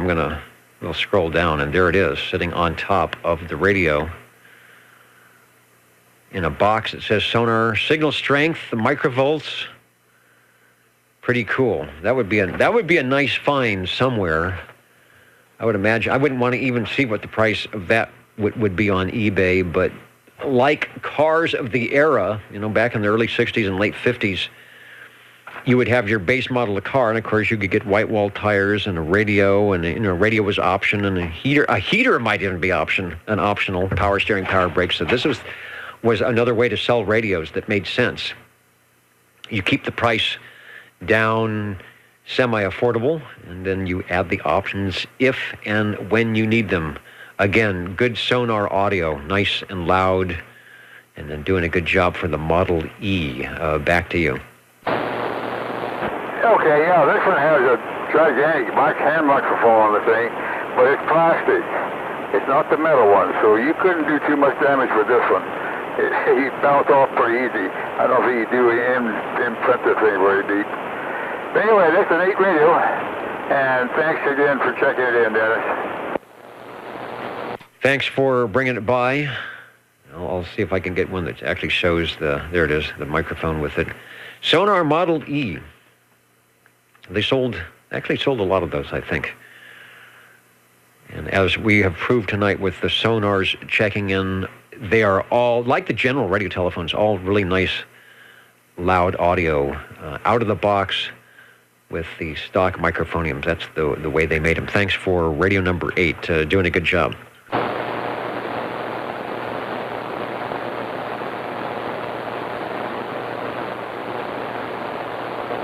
And we are looking for radio number 9 on the Old Tube Radio Network.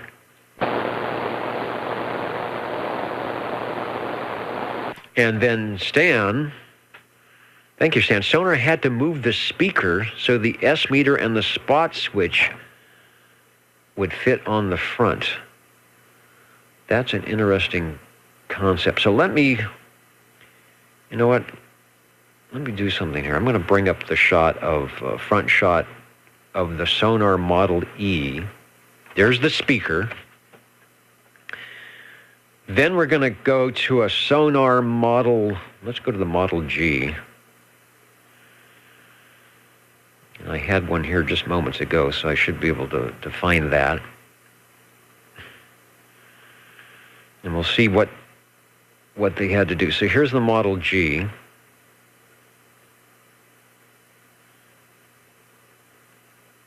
Is it in there? All right, let me bring that down.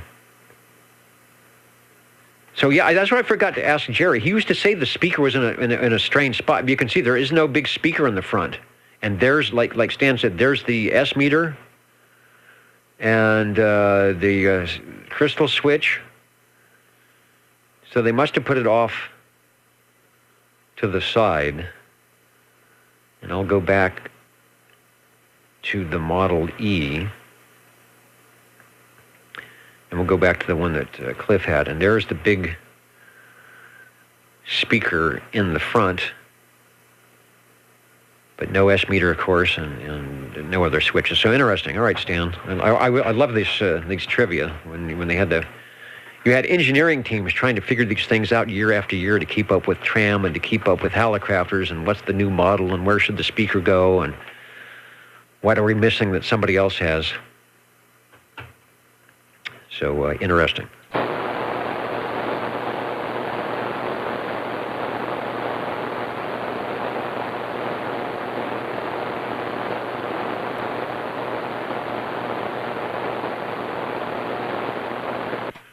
And then this is also showing the microphone. Stan's mentioning it as the Turner SR90, and I don't know if that's referring to the one, say, we're seeing on the Model E, or if it's a larger, the one that had the larger face. But I'm saying this looks more like the general radio telephone mic, and he thinks that the general mic was sort of a clone of the SR90. They sound good. Whatever, between General and Sonar, figuring out how to make the radio sound good with the supplied microphones. We didn't have to go and wire up a D104 if you didn't want to. Let me say hello to online the mighty KUH Brian, who is, as he often does, late nights, early mornings here, Saturday evening, Sunday morning, stepping into his radio shack and giving a little bit of hello time to the Old Tube Radio Network as he fires up. He's got vintage gear and 21st century gear in the shack there. So Brian, thanks for stopping by tonight. Hope we're getting some conditions. We actually had for about 2 hours, right at noontime, 11:30, 12:30, 1:30. The band just opened up here on 11 meters, and it was, like the good old days, or is that the bad old days, where there were 20 over signals coming from Florida and that area. I went up to 10 meters and checked out the beacons. I was hearing a lot of 4s and 5s on the 10-meter beacons, and there was some contest going on, and a lot of stations on 10 meters making contacts, and then the band just shut down, but we had a good 2-hour run. And I think OBP has put some sunspot numbers up over at the on the video page on the chat there, so I'll have to check those out as well. We are looking for radio number 9 here on the Old Tube Radio Network. 25. And hello, 25. I guess the jingle singers haven't beat you up too much. You are still ready to jump into the air chair. Oh, I'm telling you what, we had more fun. I had more fun with the jingle singers. Anyway, you can tell by my voice, it's not long for this night. Anyway, but I would like to check in, Dennis, with your permission. One last sonar, FS 3023, 23-channel transmit crystal controlled, and with stock handheld mic. Anyway, back to you, Dennis. Let me see if I can find the sonar Frank Sinatra Fun Service, or I think, as someone correctly said, the sonar field service. And you said it's a 3023, over? Yes, sir, Dennis. FS 3023, which, as far as I can tell, the only difference between an FS 3023 and an FS 23 is the A&L is in the front and not in the back. But anyway, yeah, we have the S meter in the front. It's working, and hadn't been fired up in a while, so hopefully the transmit's working. So apparently it is. So anyway, so you can hear me, at least get back to me. So Thanks, Dennis, for checking it in. Thanks for bringing it by. Got a great shot. I think this is the one that Everett used to call the Baby Yaesu. Everett, who had just about every radio ever made.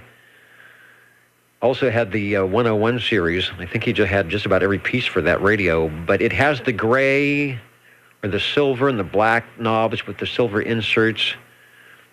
So maybe that's where he got the look for anybody who's got a Yaesu FT101 might know what we're talking about there. I don't have a date on this. I was thinking this is 66, 67. It might even be earlier than that.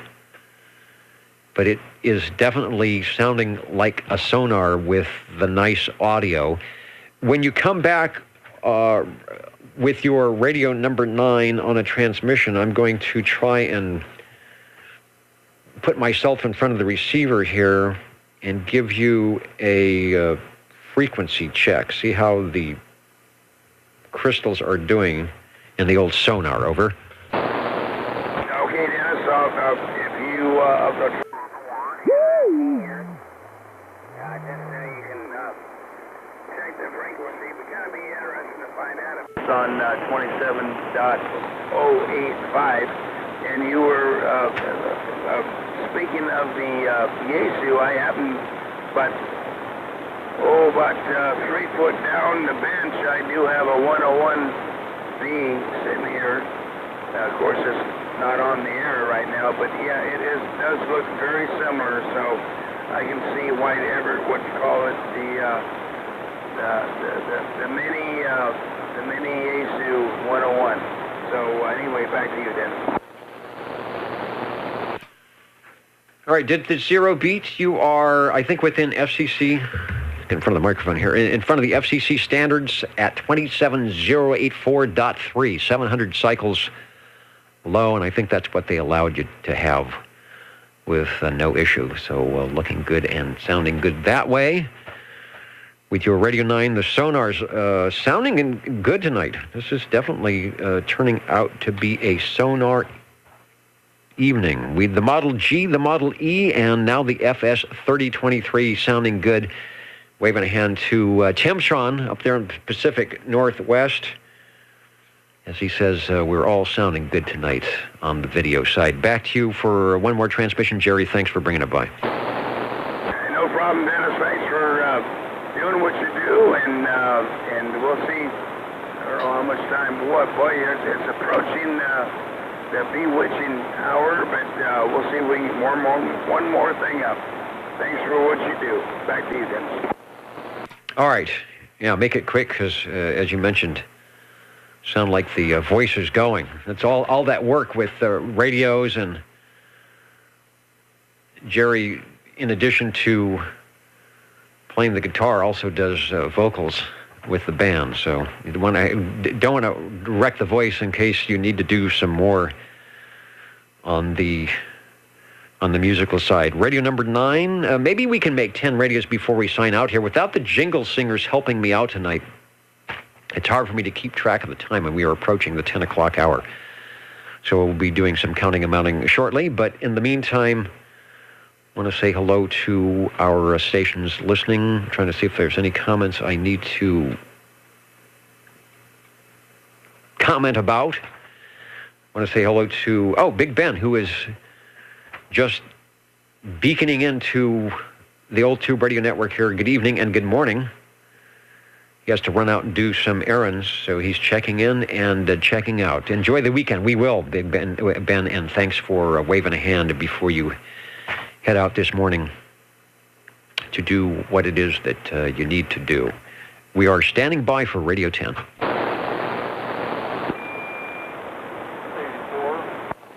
And 84, hello, radio.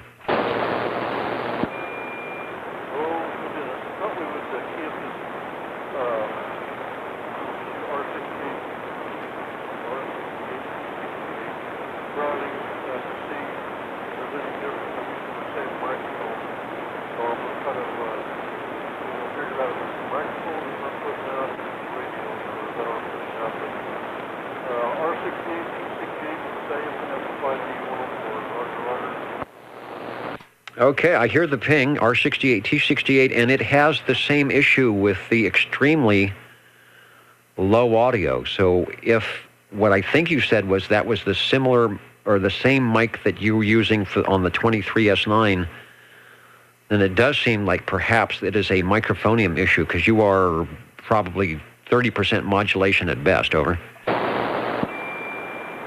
Roger. Okay, that's what we wanted to find out.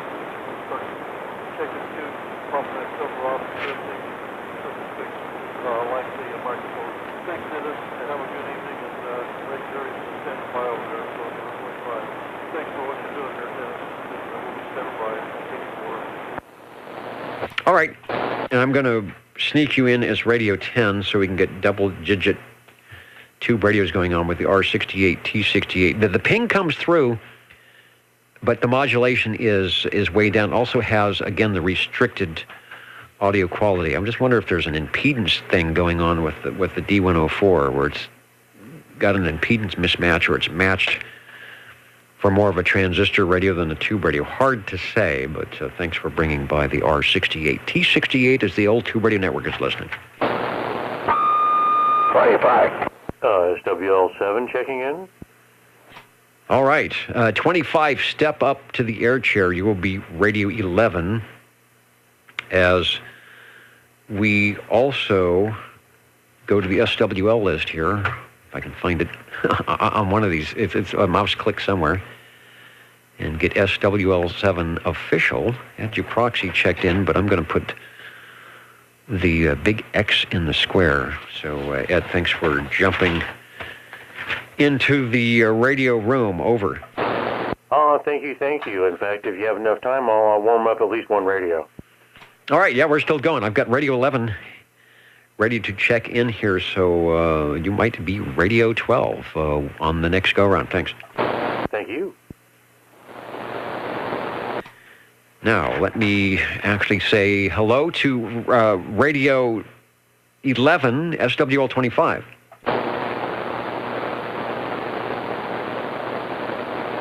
I thought I heard 25.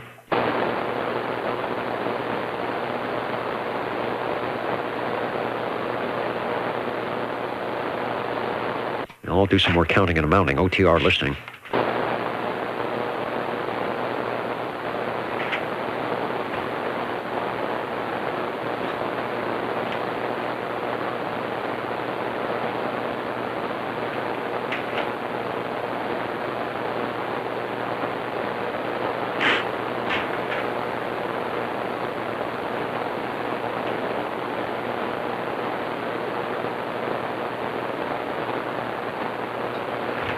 See, this is when it's nice to have the jingle singers or Mr. Announcer around to bail you out. Looking for Radio 11. I thought I might have heard Jerry SWL 25 in there. I will be listening. And Smarty out there in New York, wishing happy holidays to all. Where it is, no doubt, early Sunday morning. We're looking for Radio 11. 25. Hey, there's Radio 11. Go ahead, sir. I'm very sorry, Dennis. I had to step away from the radio room for a minute. And like I said, the jingle singers they're just having so much fun. Anyway, 25 checking in on the Browning Golden Eagle Mark III SSB sidebander, two-piece radio on the stock banana mic with the bass, and everything seems to be working good. The red on the air light is working, as my ex-German boss would say, and hopefully it's working on your end. Anyway, back to you, Dennis. Sounds good here. Net control, nice audio. It's got the Browning Golden Ping and the Mark III SSB. I don't think we've had a Mark III. We sort of worked our way up the list here from the 23S9. Then we went to the R68, T68 for the Golden Eagle series, and now you've got the Mark III. So it's working nicely. I have had the opportunity, the pleasure of not only operating that radio, but operating as net control on that radio, and I must say it is a pleasure to drive. Over.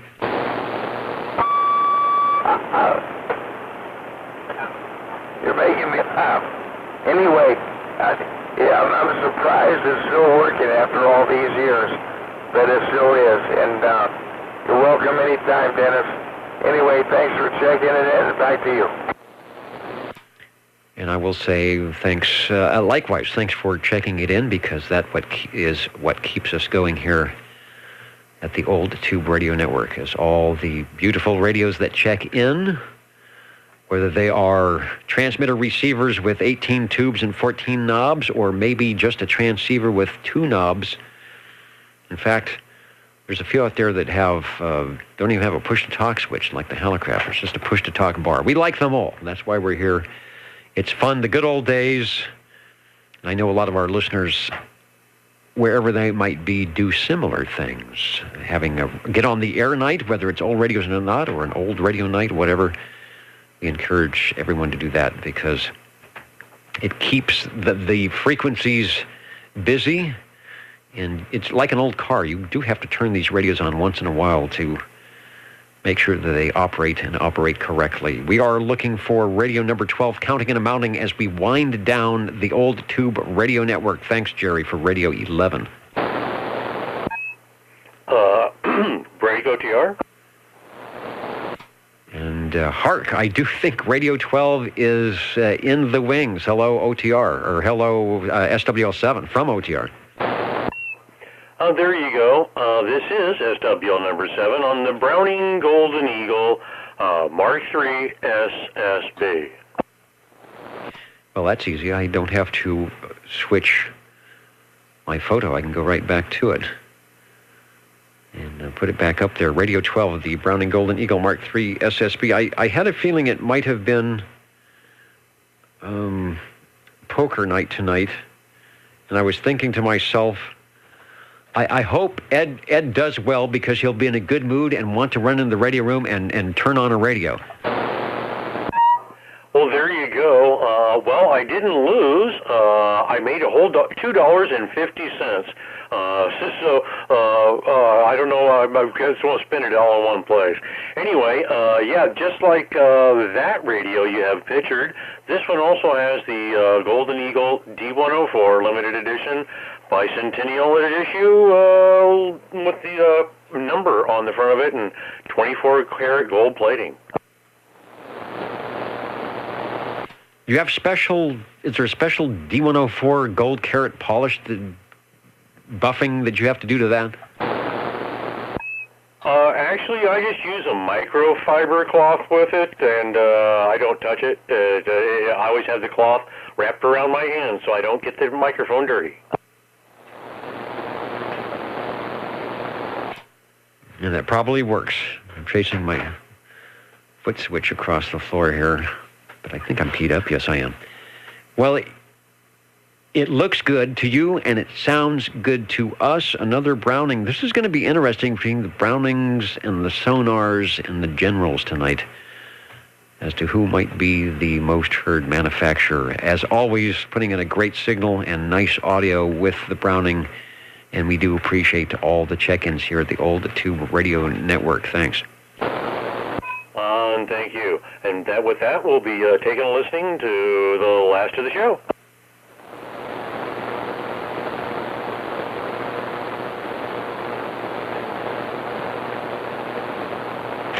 Last call for check-ins, whether it be shortwave listeners saying hello or keying down to Tube Radio.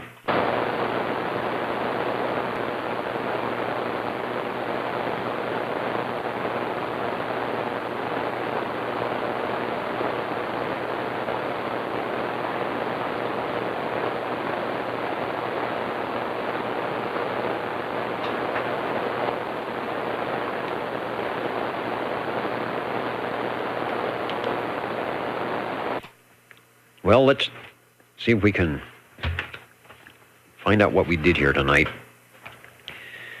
We did not have, we were on hold, unlike the Falcon Heavy, the launch, we got our T-minus countdown to go to 0, and away we went. But we were not able to see the Vandenberg launch tonight. I'm not sure what the rescheduled time is. not often we have a launch during the net. Sometimes we have satellite, space station flyovers that we've done before, but this is one of the first launches. We'll see. Maybe they'll schedule it for next Saturday. We'll see what happens. Back in a moment so we can count this thing down here.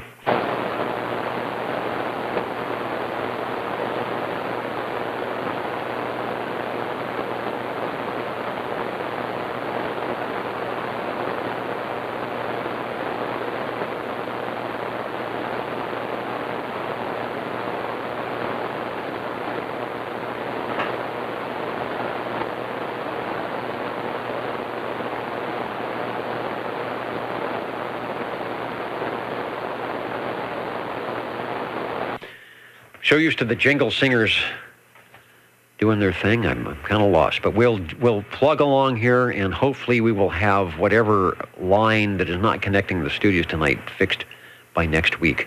That's why we come in early to check all this stuff out. But obviously it doesn't do much for us, because as soon as the show starts, like the launch pad, we can scrub a few things. But we did scrub the radios tonight. We did quite well. SWLs, we had 10 checking in on page 1, 15 on page 2, 12 on page 3, and 12 on page 4, for a total of 49. This is week 7, so next week is the final week of our 8-week roster. 12 radio check-ins tonight. And there was almost a 3-way tie for most heard manufacturer, and then we had the tie-breaking radio right at the end. 3 general radio telephones, 3 sonars, and 4 Brownings. We'll go down the list, starting with the general radio telephone, the Super MC9 Paul at 853. Really sounding nice with stock audio on the MC9. The Hallicrafters CB3A from Jerry, that was SWL 25 Mr. Sidekick for radio number 2. All the stations had good audio tonight, albeit some were a little low, but I think we pegged that as to the microphone issue rather than a radio issue. The first of the Brownings, the 23S9 2700A combination from 1961. Cheerios Kid at the microphonium on that Browning combination for Radio 3. Radio 4, out there in Madera Heights, Jerry on the general radio telephone MC5, giving us a little demonstration of the tone signal. The last general radio telephone to include that. Radio number 5 was Chris on his general radio telephone Super MC11A. Hope you are enjoying the bread out of the oven, Chris. I said Jerry, SWL 37 on the general radio telephone. Hope everything turned out okay with that. And having your, I don't know, what do you eat with that? Milk, coffee, tea, something. Radio number 6, Paul on the Polytronics Polycom N 8-channel version from 1963, I believe is what we said, 62. Radio 7 was the Sonar Model G from SWL 25. We followed that with Radio 8 with the Sonar Model E. That was from Paul's collection. And then Stan, something I didn't notice, mentioned that they actually had to move the speaker around to fit the S-meter and spot switch in there. And I remember Jerry talking about the speaker being in a different spot, or an external speaker on the G, I think. Radio number 9, the Sonar FS3023, a few years down the road, putting all 23 channels in the S-meter and the speaker all in the front. You had to make the radio bigger, as you could see, to do all that. Radio 10 was SWL 84 on his Browning Golden Eagle R68 T68 with the low audio. Again, we think that's from the microphone. So if you get a chance to try a different microphone or twiddle on that one next time you come by, we'll do some testing. That's why we're here, to do testing as well. Checking the radios, checking your microphones, twiddle the knobs. We do record the audio in the archives. You'll be able to give yourself a radio check and see what you like. Radio 11, the Browning Golden Eagle Mark III SSB from SWL 25, and likewise the Browning Golden Eagle Mark III SSB from Mr. Ed, sneaking in the door, counting all his money. 1, 2, Let's count it again. 1, 2. So that's it tonight for the Old Tube Radio Network. Thanks to those who stopped by, whether you were here on the RF zone at 27085 in the Central Valley. Maybe you said hello to us from oldtuberadio.net, wherever you were, over on the video side. Always good to have everybody checking in, and we will be back next Saturday for your Old Tube Radio check-ins and shortwave listening items of interest. Thanks to Frodex, searchlawrence.com for keeping the Nixie tubes running, and thanks to all of you for keeping us running. Check with us next week, 27085, if you're lucky enough to be in the RF zone, or oldtuberadio.net. 73, everybody. Good night. Good night. Thanks, Dennis. 73, Dennis. Oh, hey, I think I found the Jingle Singers. How do you do, ladies and gentlemen? Greetings to you, wherever you are. The friendliest nation for you by far is known to all and OTR, the Old Tube Radio Network. The station for you is OTR. Oh, there they are. That's hilarious. They were here all evening. They ate everything up in the green room. They pestered the heck out of SWL25. And then you had to mention that there was $2 over there, and so it didn't take them long to run down the road and have a good time at your expense. There you go. Well, I'm glad they could come by. And I am too. We'll work on the connection to Studio B, and next week it'll be my problem once again. 73, everybody.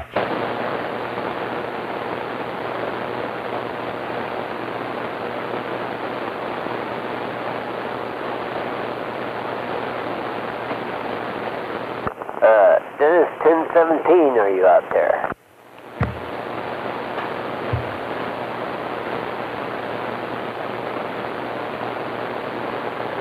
I have a question for Larry Over. This is the question for Larry Over frequency. Do you still have the monitoring device that you checked in earlier on the stream? I was going to reset and recalibrate and bring it back up to see if you notice any change. Sure. Yeah, I can do that. All right, I'm still 56K in stereo. I'm going to drop it.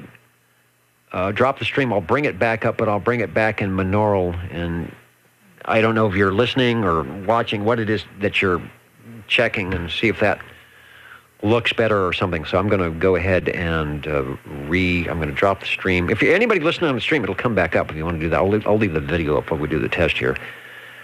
And then we'll go to monaural. But I'll leave the fixed 56K bit rate for now. Over. Okay, I've got your IceCast 2 status page up, and I'll check it out once you get this new stream going.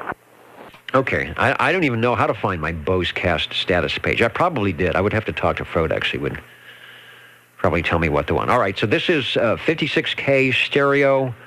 Drop in the stream. When we come back up, will be 56K monaural.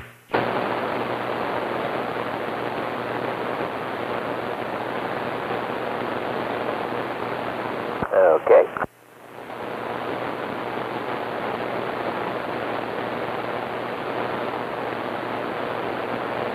Waiting for my audio to buffer on the page. I don't know why it takes so long. Okay, there it is. That came up. So this is now 56K monaural. Of course, I'm not listening in. I'm just listening to the sound card, so I don't hear any difference. Not sure if there's a visual difference, audible difference, or no difference whatsoever here. 1, 2, 3, 4, 5. Orange furniture, sizzling sausage. Well, let me start it, and then you'll give me the count. Just a second.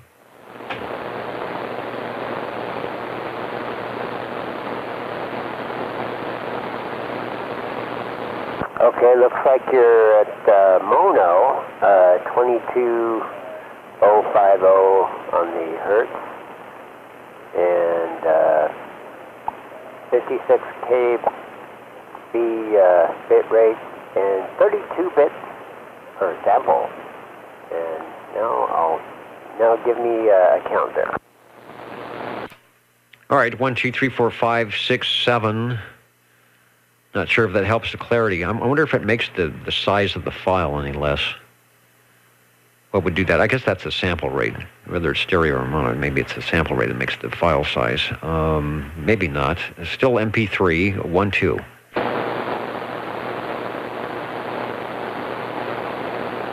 Or maybe even... Yeah, I'm noticing some hiss, a background hiss.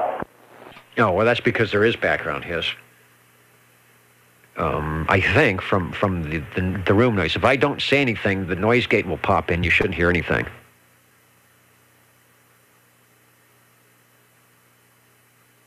And if I talk, you'll hear the background noise of all the fans and everything creeping in over. Now, there's definitely a background hiss. It's not very loud. It's probably about 5 to 10% of your modulation. Okay, that's could be noise, and I don't know if I was to. Oh, you know, let me try something here. One more little thing. You have very minimal delay.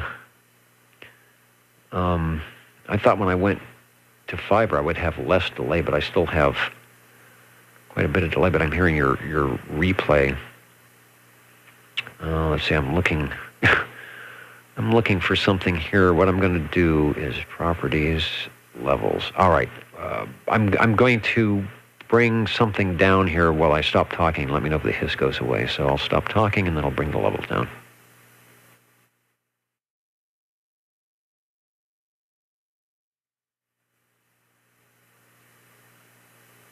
And then the levels back up over. Oh, I think I did hear the hiss go down. Yeah, that's the sound input to the sound card. And I took it down to 0. So I'm running it pretty hot. I'm running it about 75%. I'd like to run it a lot less than that, and that would probably help. So running it over 50% is probably sucking up any just noise, system noise. So if I could run the thing down... See, there's 50%, but see, my audio now is low. But that's 50%. I'm going to go down to 25%. There's 25%, but my audio is really low, but notice it's bringing whatever the background, whatever the system noise is down as well. So I'm going to go back up to 75%. In fact, I'll go to 100%. I won't say anything.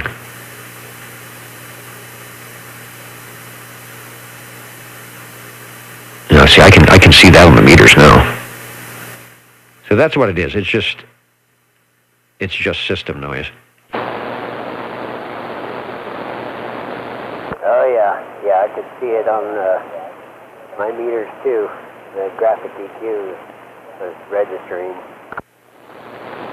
All right. Well, that might be something to work on to get a hotter level going into the sound card, so I can run the level gain down, maybe to about 50% would probably help. So, all right. Anyway, that's monaural, still at 56K, so I think that's what I should keep it, unless I find some way to do,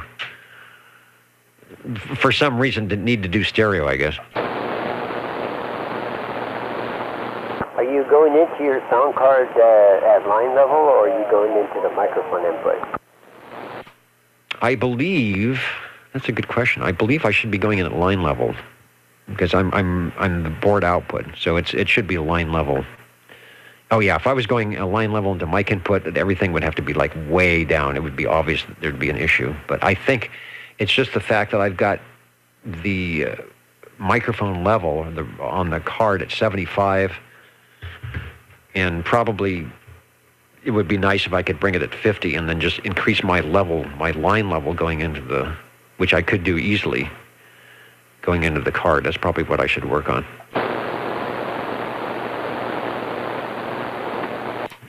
I guess depending on where the noise is coming from. I mean, if I turn one up and turn one down and the noise is coming from the source, it's just, you're kind of canceling things out, so it might not help.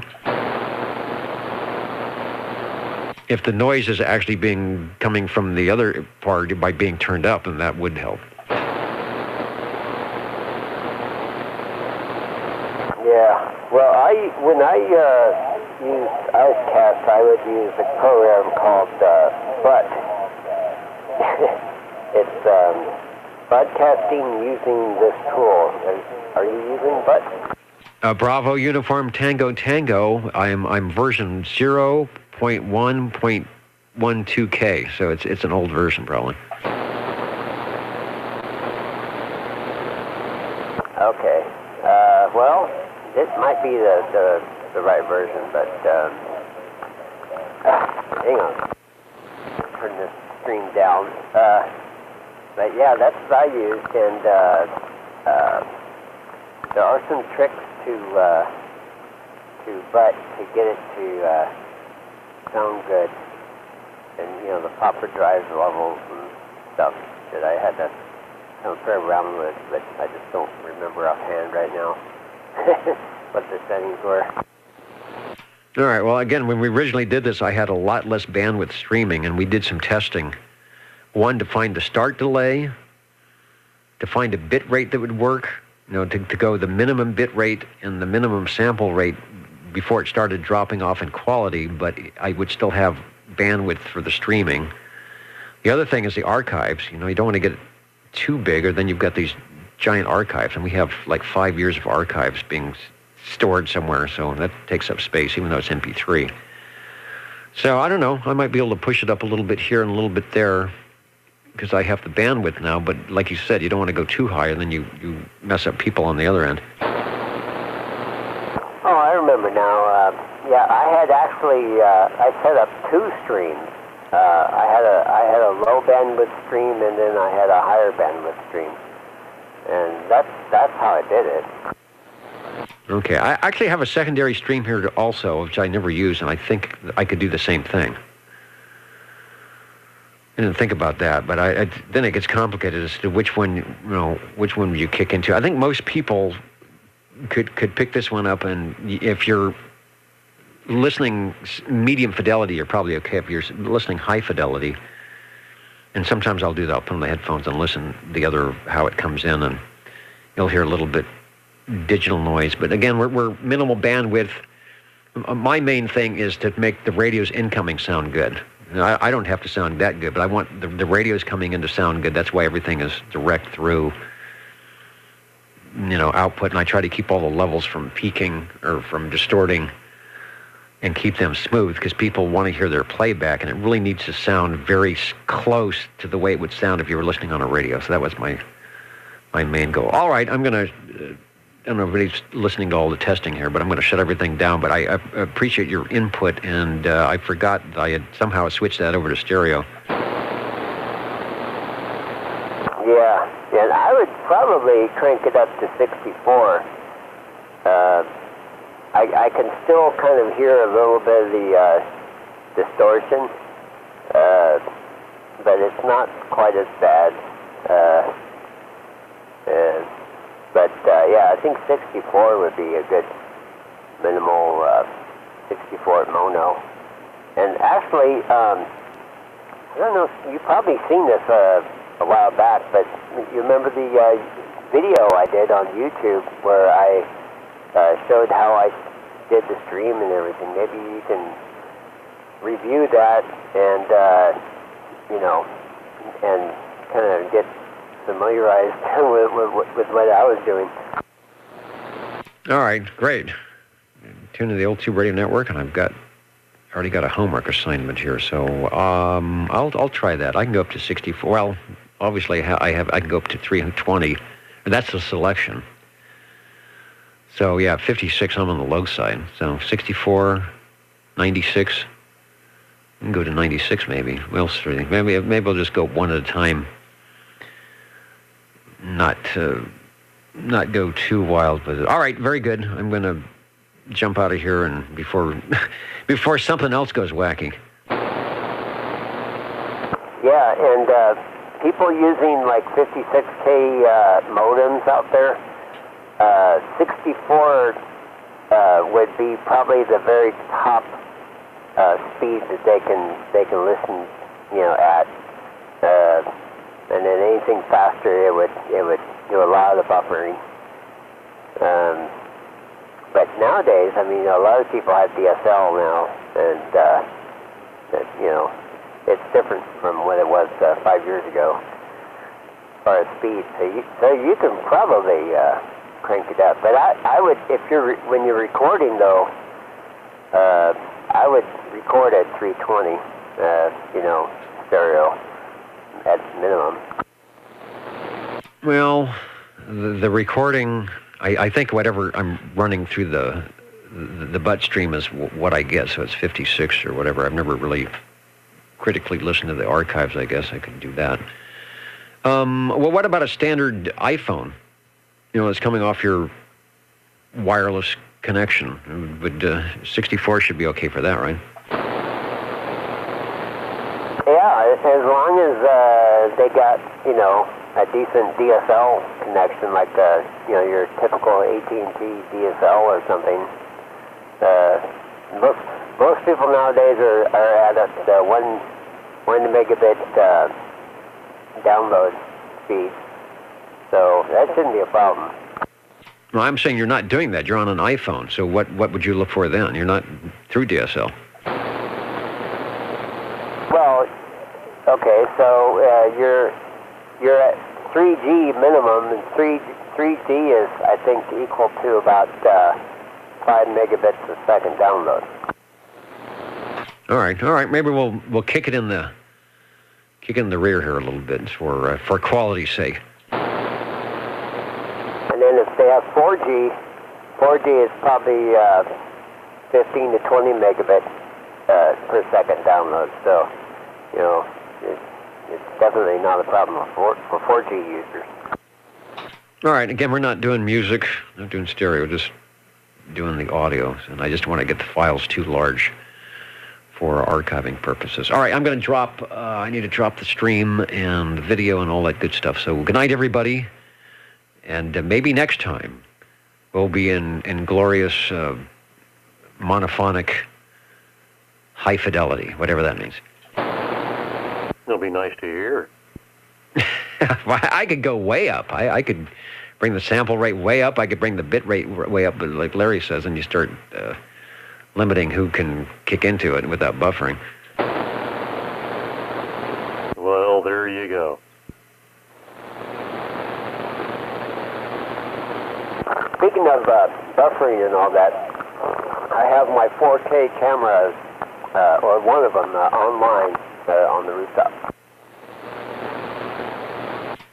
All right, point it towards whenever the next launch is going to be. Point it towards the Air Force Base there, and we'll watch the pictures, assuming it's not foggy. Good night, everybody. Catch you later in the Old Tube Radio Network.